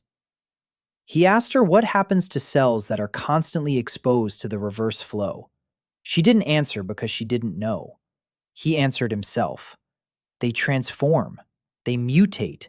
They cease to be what they were. If you do this long enough and with enough power, a human ceases to be human, becomes something else, something the system classifies as a monster. Silence on the line. Then Yuna said quietly, 47 healers. He said, yes. She said, he didn't kill them. He transformed them. Daniel closed his eyes. A lich in the catacombs, a former human, a former healer, bones beneath the robe, a moan when the core burst, a human moan. He didn't kill a monster in Sacramento. He killed a human, a man whom someone had turned into a monster, and that someone was now sitting on the roof of a skyscraper drinking wine to the future. He told the team everything, gathered everyone at headquarters, Aram, So-Yeon, Junho, Minji, Yuna came too. He sat down on a chair in the middle of the room, and he told them, from the beginning, about inversion, about how the minor healing can be reversed, about apoptosis, about the needles, about how he wasn't some strange newbie whose skill had backfired, but a man who understood medicine at a level no other healer in Arcadia could match, about how his knowledge came from somewhere else. He didn't say from another world, not yet. He said that he has knowledge he can't explain, as if it had always been inside him, ever since he woke up in the hospital. And he told them about Gwang-Su, about the 47 healers, about transformation, about the lich who used to be human. The silence after his words lasted a minute. So-Yeon was the first to speak. She said she'd always known he was lying about his skill, ever since the first raid. She's no fool. She's seen how he moves, how he thinks, how he looks at people. This isn't a skill upgrade. It's a different person. Then, more quietly, but I don't care where it comes from. You healed my head. You gave me my life back. The rest doesn't matter. Junho nodded. He said, I agree. Aram was silent longer than anyone else. Then she stood up. She walked over to him. She looked down at him. She said, You've been lying to me for 3 months. He said, Yes. She said, I understand why, but if you lie to me again, even just once, I'll break your nose. With her healed shoulder. He said, I understand. She almost smiled. Minji took off her headphones, which she now wore only out of habit rather than necessity. She said, What do we do? Yoon opened her laptop. She showed a map, the ring of faults around San Francisco. She said that according to her calculations, the ring would close in 2 months, and when it closed, she didn't know what would happen, but it would be something massive. Yoon added that Gwang-Su was preparing for something. Over the past month, Silver Falcon had bought up the contracts of 12 B and A rank healers. He'd transferred them all to classified projects. Not a single one had appeared in public. Daniel stood by the map. He looked at the ring. He thought. Then he said, "We need help. The 5 of us can't handle this on our own. We need healers who are willing to learn, who are willing to think differently. And we need time. 2 months. In 2 months, he had to accomplish what, according to his original plan, would have taken a year. Open a clinic, recruit students, teach them at least the basics, and at the same time, find evidence of what Gwang-Su was doing. Solid, irrefutable evidence. For Yuna, for publication, and for the Bureau. For the next 2 months, he slept no more than 5 hours a day. The So Clinic opened in a former laundromat on 7th Street. 1 room, 2 tables, a treatment couch, a cabinet with copper needles and vitamins, a handwritten sign on the door. The So Clinic, medical care for the awakened. 2 people came to see him. The first, Lia Holloway, 21 years old, a C-rank healer from a small guild in Oakland. Quiet, serious. She came because she read a post on a forum about the Dark Healer and wanted to understand how he did it. The second, Jung Se-mi, 23 years old, a B-rank healer, formerly. She left the profession after a patient died in her arms, and she didn't understand why. She came because Yuna wrote about So's clinic on her blog, a small one, with 5,000 followers. But Se-mi read it. Daniel began teaching her. Not magic, anatomy, physiology, pharmacokinetics, things from another world that he translated into the language of this world with Yuna's help. The lessons were strange. He drew a heart on the board, not a magical one, an anatomical one. 4 chambers, valves, coronary arteries. Then he asked them to activate their diagnostics on it and find everything he'd drawn. They couldn't. Their diagnostics showed a health bar and the word healthy. He said, "Look deeper.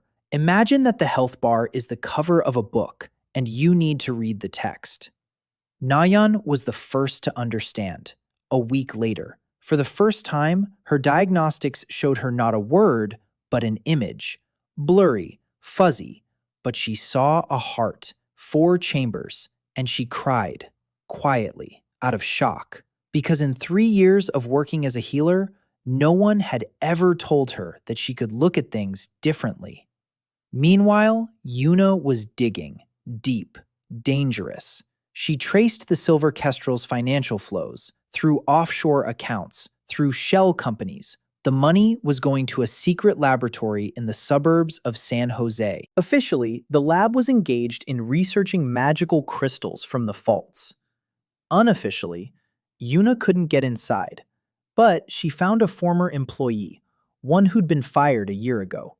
He lived in Portland and wasn't answering his calls. She went there in person. She returned 3 days later with a voice recording. The former employee told her the lab was working with living healers, volunteers. Formally, they were paid, well, for participating in an experiment to amplify magical channels. The procedure took 3 months. The first month, expansion of the channels through injections of concentrated mana. The second month, introduction of a reverse flow. The third month, transformation. By the end of the 3rd month, the subject ceased to be human. The system reclassified him as a monster. He was placed in a prepared rift, like a boss. The former employee didn't know why. He didn't know the ultimate goal. He worked in accounting. He saw only numbers. But the numbers spoke volumes. Over the course of 10 years, 53 people passed through the lab. 0 returned. Daniel listened to the recording while sitting on the clinic floor.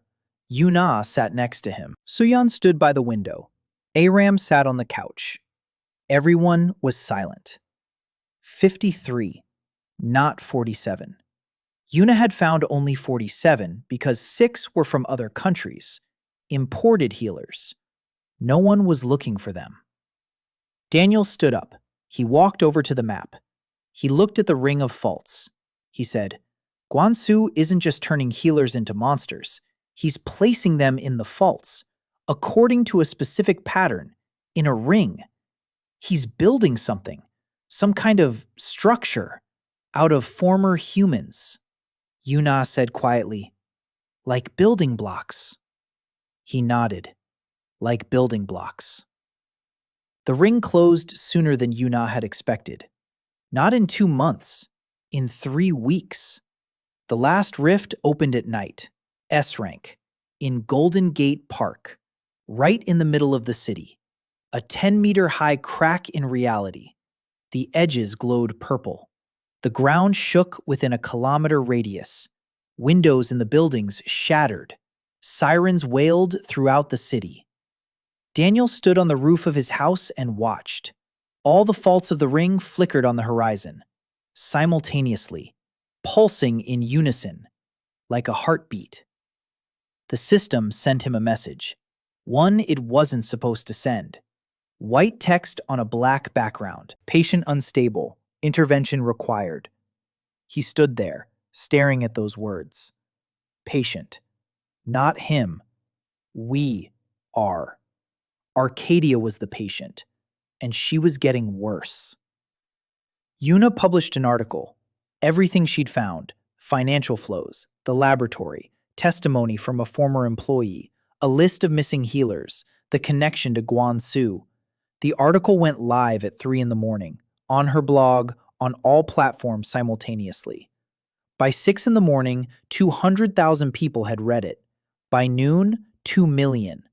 The reaction was immediate.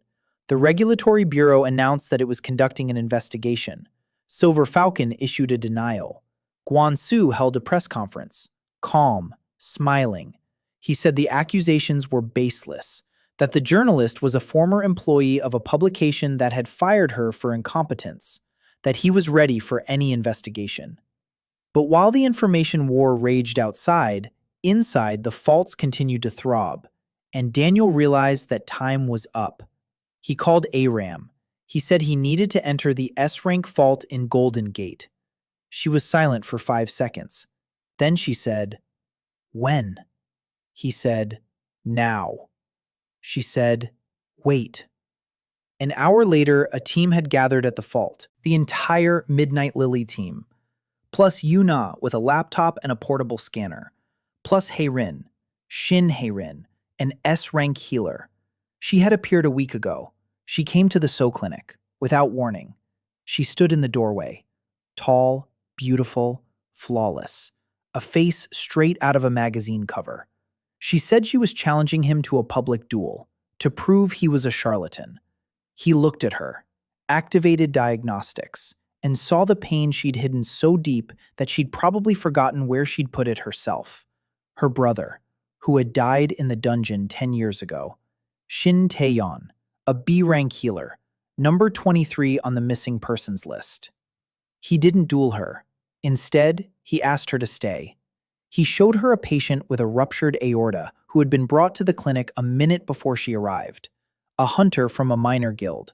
A wound from a monster's claws. Internal bleeding. 4 minutes until death. He worked alongside her, silently, quickly. He localized the rupture, sealed it, stabilized his blood pressure, initiated regeneration. 40 MP, 3 minutes. The patient survived. Hye-Rin stood and watched. Her hands were trembling. Not from fear, from understanding. She'd been healing for 12 years, relying on intuition, on talent, on the immense skill of an S rank. And in 12 years, she had never done anything like this, because she didn't know how, didn't know where to look, didn't know that the aorta was the aorta and not just an internal wound. She sank into a chair. She said quietly, "Teach me," he said. "It'll take time," she said. "I have time." Then, even more quietly, "My brother, Shin Tae-yeon. He went missing 10 years ago. You know what happened to him," he said. "Yes," she replied, and he told her. She didn't cry. She sat motionless. Only her fingers turned white on the armrest of the chair. Then she stood up. "I'm with you," she said. "Anywhere, anytime, against anyone. Teach, teacher." And now she stood beside him at the S-rank rift. An S-rank healer who, in a single week, had learned to see more through diagnostics than she had in 12 years of her career. Because someone had finally shown her where to look. Another figure stood nearby, Lia Holloway, an A-rank archmage, the daughter of the head of the East Coast Guild. They'd met at the guild conference 2 weeks ago. She'd approached him haughtily, demanded a demonstration. He'd seen that she was about to have a panic attack in 6 minutes and told her so. She turned pale. She followed him. He taught her how to breathe. For the first time in her life, someone told her that it was okay to be afraid. She flew in from New York 3 days later and never left again. Now she stood by the rift, her hands glowing with an arc of magical energy. Ready, focused, no panic. Because in the left pocket of her jacket lay a note from Daniel. 4 words. Breathe. You've got this. It's true. They entered the rift. The S-rank dungeon was different. No corridors, no halls. A city. An underground city. Ruins, huge, ancient, with columns 30 meters high, with bridges spanning bottomless chasms, with a sky of violet stone. And silence. Absolute silence. Not a single monster on the first 6 levels. Empty, as if all life had vanished, or had been gathered, in one place. On the 7th level, they found him. A hall, huge, 100 meters long. Gwang-Su stood in the center, in a white suit, without guards, unarmed, just standing there, and smiling. 12 figures stood in a semicircle around him, in robes, with lifeless eyes. Former humans, former healers, transformed. Not bosses of separate dungeons, but gathered together, here, in the center of the circle. Gwang-Su said, "Daniel, I've been waiting for you." Then he looked at Hye-Rin. He said, "Hye-Rin, you look like your brother." She flinched. Her eyes darted among the figures in robes, searching among the 12 for one, her own. Gwang-Su said, "He's the third from the left." Daniel activated diagnostics on all 12 and saw their names, their histories, their classes, their transformation dates. Each was a healer. Each was human. Each had been transformed. The third from the left, Shin Tae-yeon, former B-rank healer, transformed 12 years ago. Not 10, 12. He didn't go missing on a raid. He was taken 2 years before he was reported missing. Hye-Rin whispered, "Tae-yeon." Gwang-Su raised his hands. 12 figures stepped forward, simultaneously. The fight began, 12 against 8. Former healers against living people. Each of the 12 was stronger than any single fighter on Daniel's team, but they were broken, empty, puppets on Gwang-Su's strings. But Daniel's team was whole. For the first time in each of their lives, truly whole. Aram took the first blow on her shield. Her right shoulder held firm. The shield glowed white. 2 years ago, she would have broken under that blow. Now she stood, firm, like a wall. Because her body had been healed. Not by magic, by medicine. So-Yeon was shooting, without a tremor, without a migraine. Every arrow hit its mark. She wasn't aiming for their bodies. She was aiming for the cores, the dark clumps of energy that held the transformed ones together. Junho was slashing. His back was straight. His movements were fluid. 3 years of pain were gone, and his sword moved the way it was always meant to. Minji was setting things ablaze, without her earpieces, with complete control. The fire went exactly where she directed it, not a degree to the left, not a degree to the right. Lia worked her magic, icy shields, walls of air. She covered the team, and her hands didn't tremble. Because she knew that it's normal to be afraid, and that fear isn't an enemy, but a signal.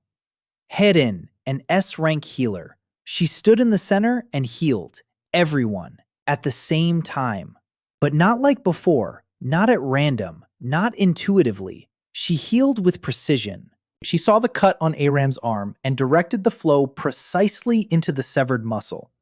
She saw the burn on Junho's shoulder and closed it, layer by layer. In the week she'd trained with Daniel, she'd become 3 times more effective because she'd learned where to look. Daniel stood in the center, not as a fighter, as a battlefield, as a coordinate system. He saw everything. His diagnostic abilities were working at full capacity. He saw every team member, their wounds, their fatigue, their energy reserves. And he saw each of the 12 transformed ones, their cores, their channels, their weak points. And he gave orders, briefly, precisely, like a surgeon in the operating room. Aram, third from the left, shield under the ribs. The channel is thinner there. So-Yeon, fifth, arrow to the base of the skull, core behind the spine. Minji, the 2 on the right, fire for 3 seconds, then stop. The channels will overheat. They'll crumble on their own. The team listened. They obeyed, like a surgical team. Everyone knew their role. Everyone trusted the voice that guided them. 4 of the 12 fell within the first 10 minutes. 3 more in the next 5. Gwang-Su stood to the side and watched. His expression didn't change. He wasn't angry. He didn't panic. He watched with interest, like a scientist observing an experiment. 5 of the transformed remained. They grew stronger, as if the energy of the fallen was flowing into those who remained. Their blows were heavier. Their movements were faster. Aram was sent flying into the wall. Her shield cracked. Junho took a blow to the chest. He was knocked back 10 meters. Hye-Rin rushed to heal them both. Lia stood in front of them with her shield. She held it up, but her mana was dwindling. Daniel pulled out the needles, 5 of them, between his fingers, like claws. He stepped toward the nearest transformed. The transformed swung at him. Daniel dodged the blow. He thrust a needle into its side, into the space between the 4th and 5th ribs, and channeled healing. A direct stream into the reverse flow system. Overload. The transformed one crackled and froze. Then he turned his head, looked at Daniel. His eyes were dead, empty, but something flickered deep within them, like a spark in the ashes. Daniel activated diagnostics. Full scan. Name, Park Junho, A-rank healer. Transformed 14 years ago. Age at the time of transformation, 26. Family, wife, daughter. Daughter's current age, 16. He stood there, staring into the empty eyes of the former human, and the decision came, not to kill, to heal. If transformation is a disease, if the reverse flow is a pathogen, then it can be eliminated. Purification, a targeted immune response. Set up the protocol. What to consider self, what to consider foreign. The reverse flow is foreign. Human tissue is self. Initiate purification. Flush the reverse flow out of the channels. Restore the direct flow. That was the theory. He had never tested it. He didn't know if it would work. He didn't know if the patient, but he was a doctor, and there was a patient standing before him. He placed both hands on the transformed patient's chest, closed his eyes, activated purification. Not the standard one, a modified one. Protocol, target, reverse flow, classification, foreign agent, method, Gradual displacement, speed, slow, controlled, like hemodialysis, like blood washing. The flow began, golden, warm. It poured into the transformed man's body. It met the reverse flow and displaced it, slowly, layer by layer, cell by cell. The transformed one began to tremble. Then his back arched. Then he screamed. A voice, human, not the roar of a monster, the scream of a human in pain. Daniel didn't stop. His MP was dropping. 200, 180, 150, 120. He was using it all on a single patient. Hye-Rin ran over. She stood beside him. She placed her hands on the transformed man's back. She said, "Show me." He showed her. Through diagnostics, through the connection they'd built over the past week, she saw, she understood, and she added her flow to his. S-rank mana, enormous, powerful, under his control, under his guidance. Together, they worked like two surgeons performing a single operation. He guided, she provided the power. Daniel's MP dropped to 30. Hye-Rin used up a third of her reserve, but the reverse flow was subsiding. The transformed man's gray skin began to turn pink. His empty eyes blinked. His mouth opened. A voice, hoarse, broken. "Where am I?" Daniel said. "You're safe. Your name is Park Junho. You have a daughter. She's 16. You'll see her soon." The man on the floor began to cry. Gwang-Su stepped forward. For the first time during the entire battle, his expression changed. For the first time during the entire fight, something other than interest appeared in his eyes. Fear. He said, "That's impossible." Daniel stood up. He turned to face him. He said, "This is medicine, not magic." Gwang-Su raised his hands. The reverse current surged from him, dark, thick, powerful. 20 years of accumulated inverted energy. He directed it at Daniel. The wave struck his chest. Daniel was sent flying 5 meters. He fell. His HP plummeted to 20. His mana was at 0. His body was burning. Every cell was screaming. The reverse current was devouring him from the inside, like acid.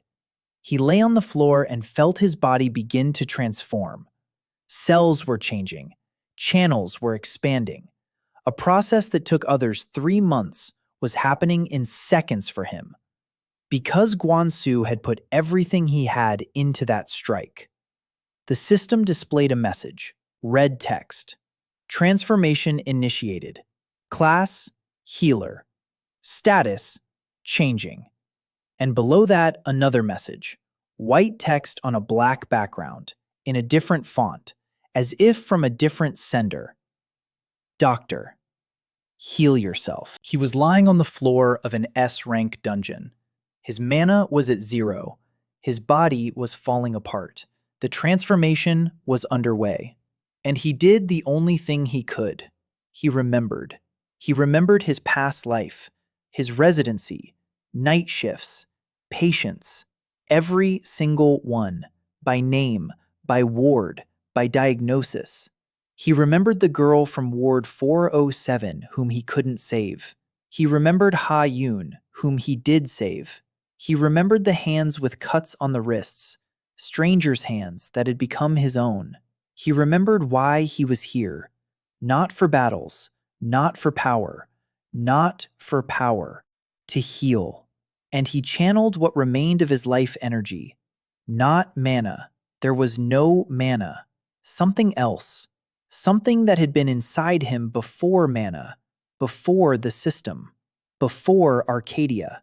Something that had brought him here through death, across the boundary between worlds, through the convergence of 2 falls, his own and that of the former Daniel.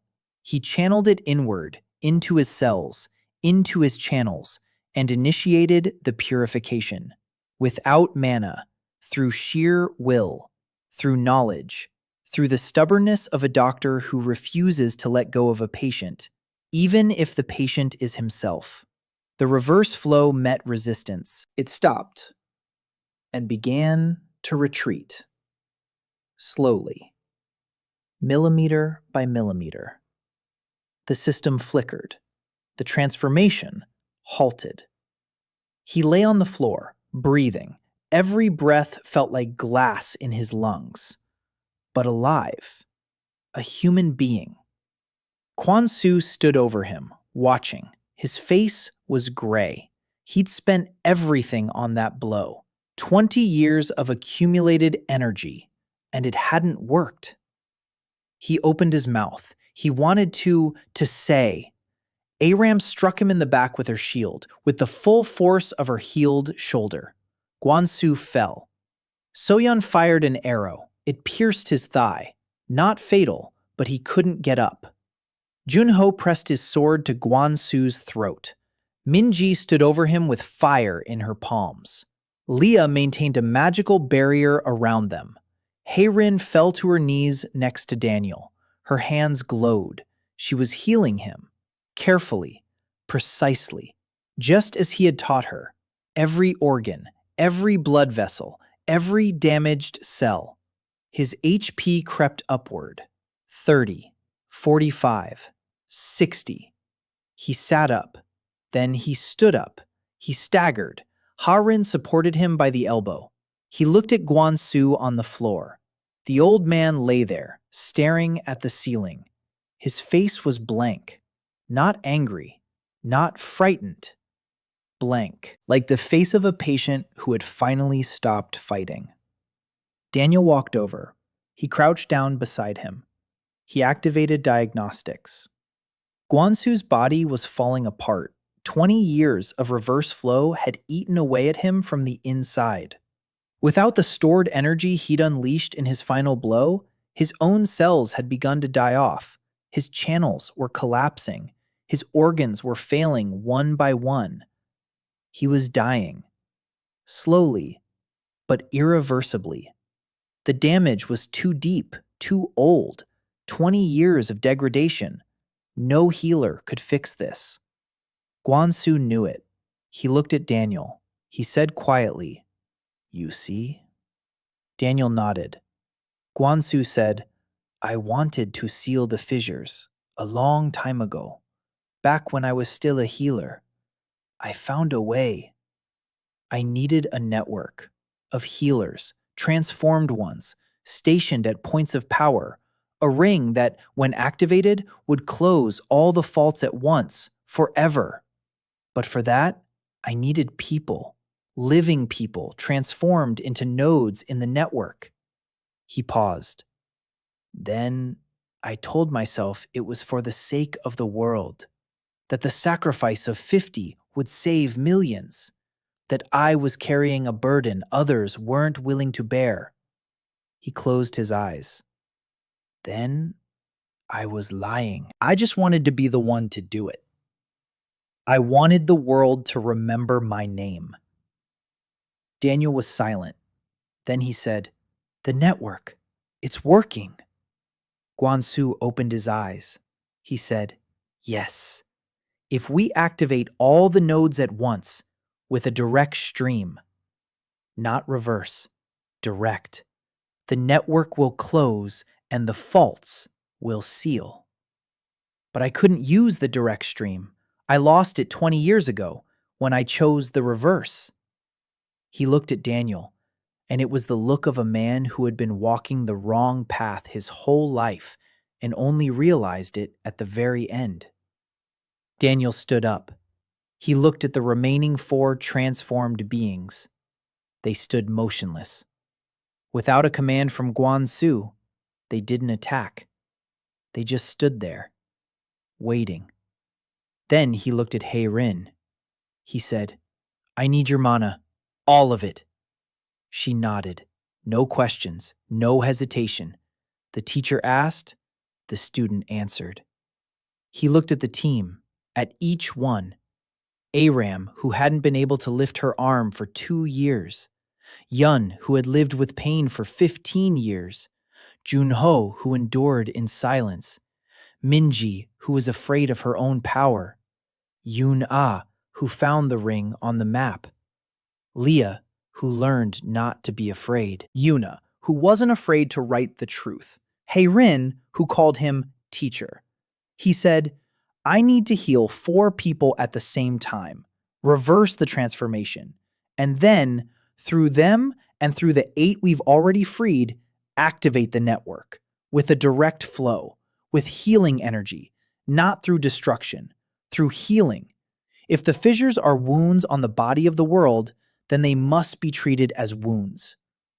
He looked up at the ceiling of the dungeon, where, kilometers beneath the rock, lay the city, the world, a reality that was in pain. A healer must heal, not people, not monsters, the world. He sat down in the center of the hall. Hye-Rin sat down beside him. She placed her hands on his shoulders. Her mana flowed into him, vast, pure, S-rank. His channels filled up. His MP rose, above the maximum. The system flashed warnings that he ignored, because he wasn't using the system. He was using knowledge. He directed the purification, simultaneously, at the 4 transformed beings. The protocol, the same one. Reverse flow, foreign agent, displace, replace, restore. 4 streams from a single center. An impossible load. His nose began to bleed. The blood vessels in his eyes burst. His temples were on fire. But he held on, just as he'd held the IV drip at 3 in the morning during his 30th shift. Through sheer stubbornness, through professionalism, through his refusal to let the patient go. The 4 transformed beings began to scream, simultaneously. 4 human voices. Then the scream subsided. Their gray skin turned pink. Their eyes blinked. 4 people stood in the dungeon hall, not understanding where they were. 12 former monsters. Now 12 former healers. Alive. People. Returned. The system displayed a message, white text on a black background. Network active. 12 nodes. Standby mode. Command required. He stood up, wiped the blood from his face, raised his hands, and gave the command. Healing. The flow began, through him, through Ha-Rin, through the 12 former nodes, through the ring that Gwang-Su had spent 20 years building only to destroy. But not destruction. Healing. A golden light surged through the network's channels, upward, through the stone, through the earth, through the city, across the continent, into every rift at once. And the rifts began to close. Not snapping shut, but drawing together, like wounds that had finally received the proper treatment. Slowly, one by one. The cracks in reality were narrowing. The flickering faded. The rumbling subsided. On the surface, people ran out of their homes and looked up at the sky. The violet glow over the golden gate was fading. The rift was closing. All along the coast, across the country, across the world, the rifts were closing, one by one, like stitches on an operating table. Daniel stood in the center of the underground chamber. The light was fading. The walls were beginning to settle. The chamber was dying along with the rift that had created it. Aram shouted, "Let's get out, now!" The team ran toward the exit. Junho was dragging one of the former transformed beings. So-Yeon was leading another. Lia held a barrier overhead to protect them from falling rocks. Minji was burning a path through the rubble. Ha-Rin was carrying Daniel. He couldn't walk. His mana was at 0. His HP was at 15. His body was failing. But he was conscious, and he saw Gwang-Su. The old man was lying on the floor. He wasn't moving. The ceiling above him was cracking. Rocks were starting to fall. Daniel said to Ha-Rin, "Wait." She stopped, looked, understood, said, No. He said, I'm a doctor. She closed her eyes. Then she laid him down on the floor. He crawled 3 meters to Gwang-Su, placed a hand on his chest. There was no mana. There was no strength. But diagnostics worked. It always worked. Because you don't need energy to see. You just need knowledge, he said.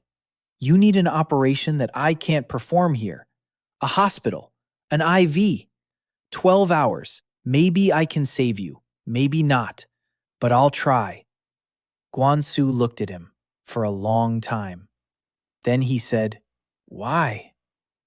Daniel said, Because I don't treat the disease. I treat the person who has it. Aram came back. She lifted Gwang-Su with one hand, her right, and slung him over her shoulder. She looked at Daniel and said, You're unbearable. She ran toward the exit. Hye-Rin picked up Daniel. She ran after her.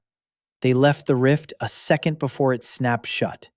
The last one on the entire Earth. It was morning on the surface. The sun hung over the bay. Golden light.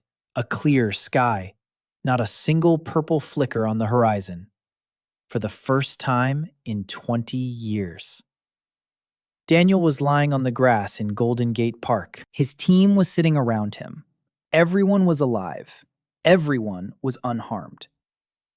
12 people lay nearby, former monsters, now human again. Some were crying. Some were staring at the sky, unable to believe it. One kept repeating his daughter's name. Hye-Rin sat next to her brother. She was holding his hand. She was silent. Yuna was writing something down in a notebook, even now. Yuna was taking pictures with her phone. Tomorrow it would be on the front pages. Lia stood looking out at the bay. Her hands weren't shaking. So-Yeon sat next to Daniel. She said quietly, You know what you've done.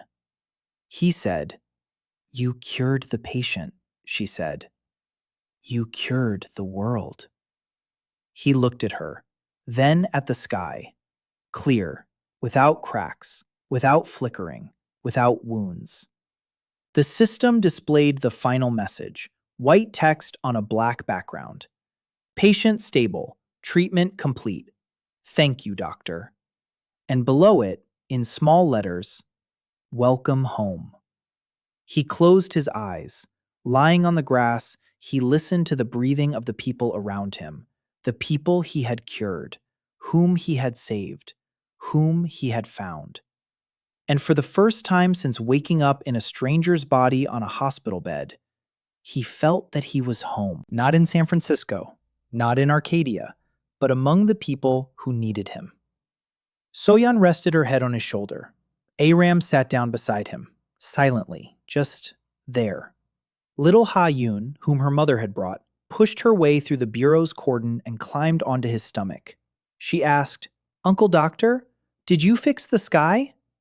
He opened his eyes. He looked at her hair, which had grown out, at her smile, at her huge eyes, which held no fear. He said, Yes, I fixed it. She said, Now can I have some ice cream? He laughed, quietly. It hurt. Every breath felt like glass. But he laughed. He said, Strawberry.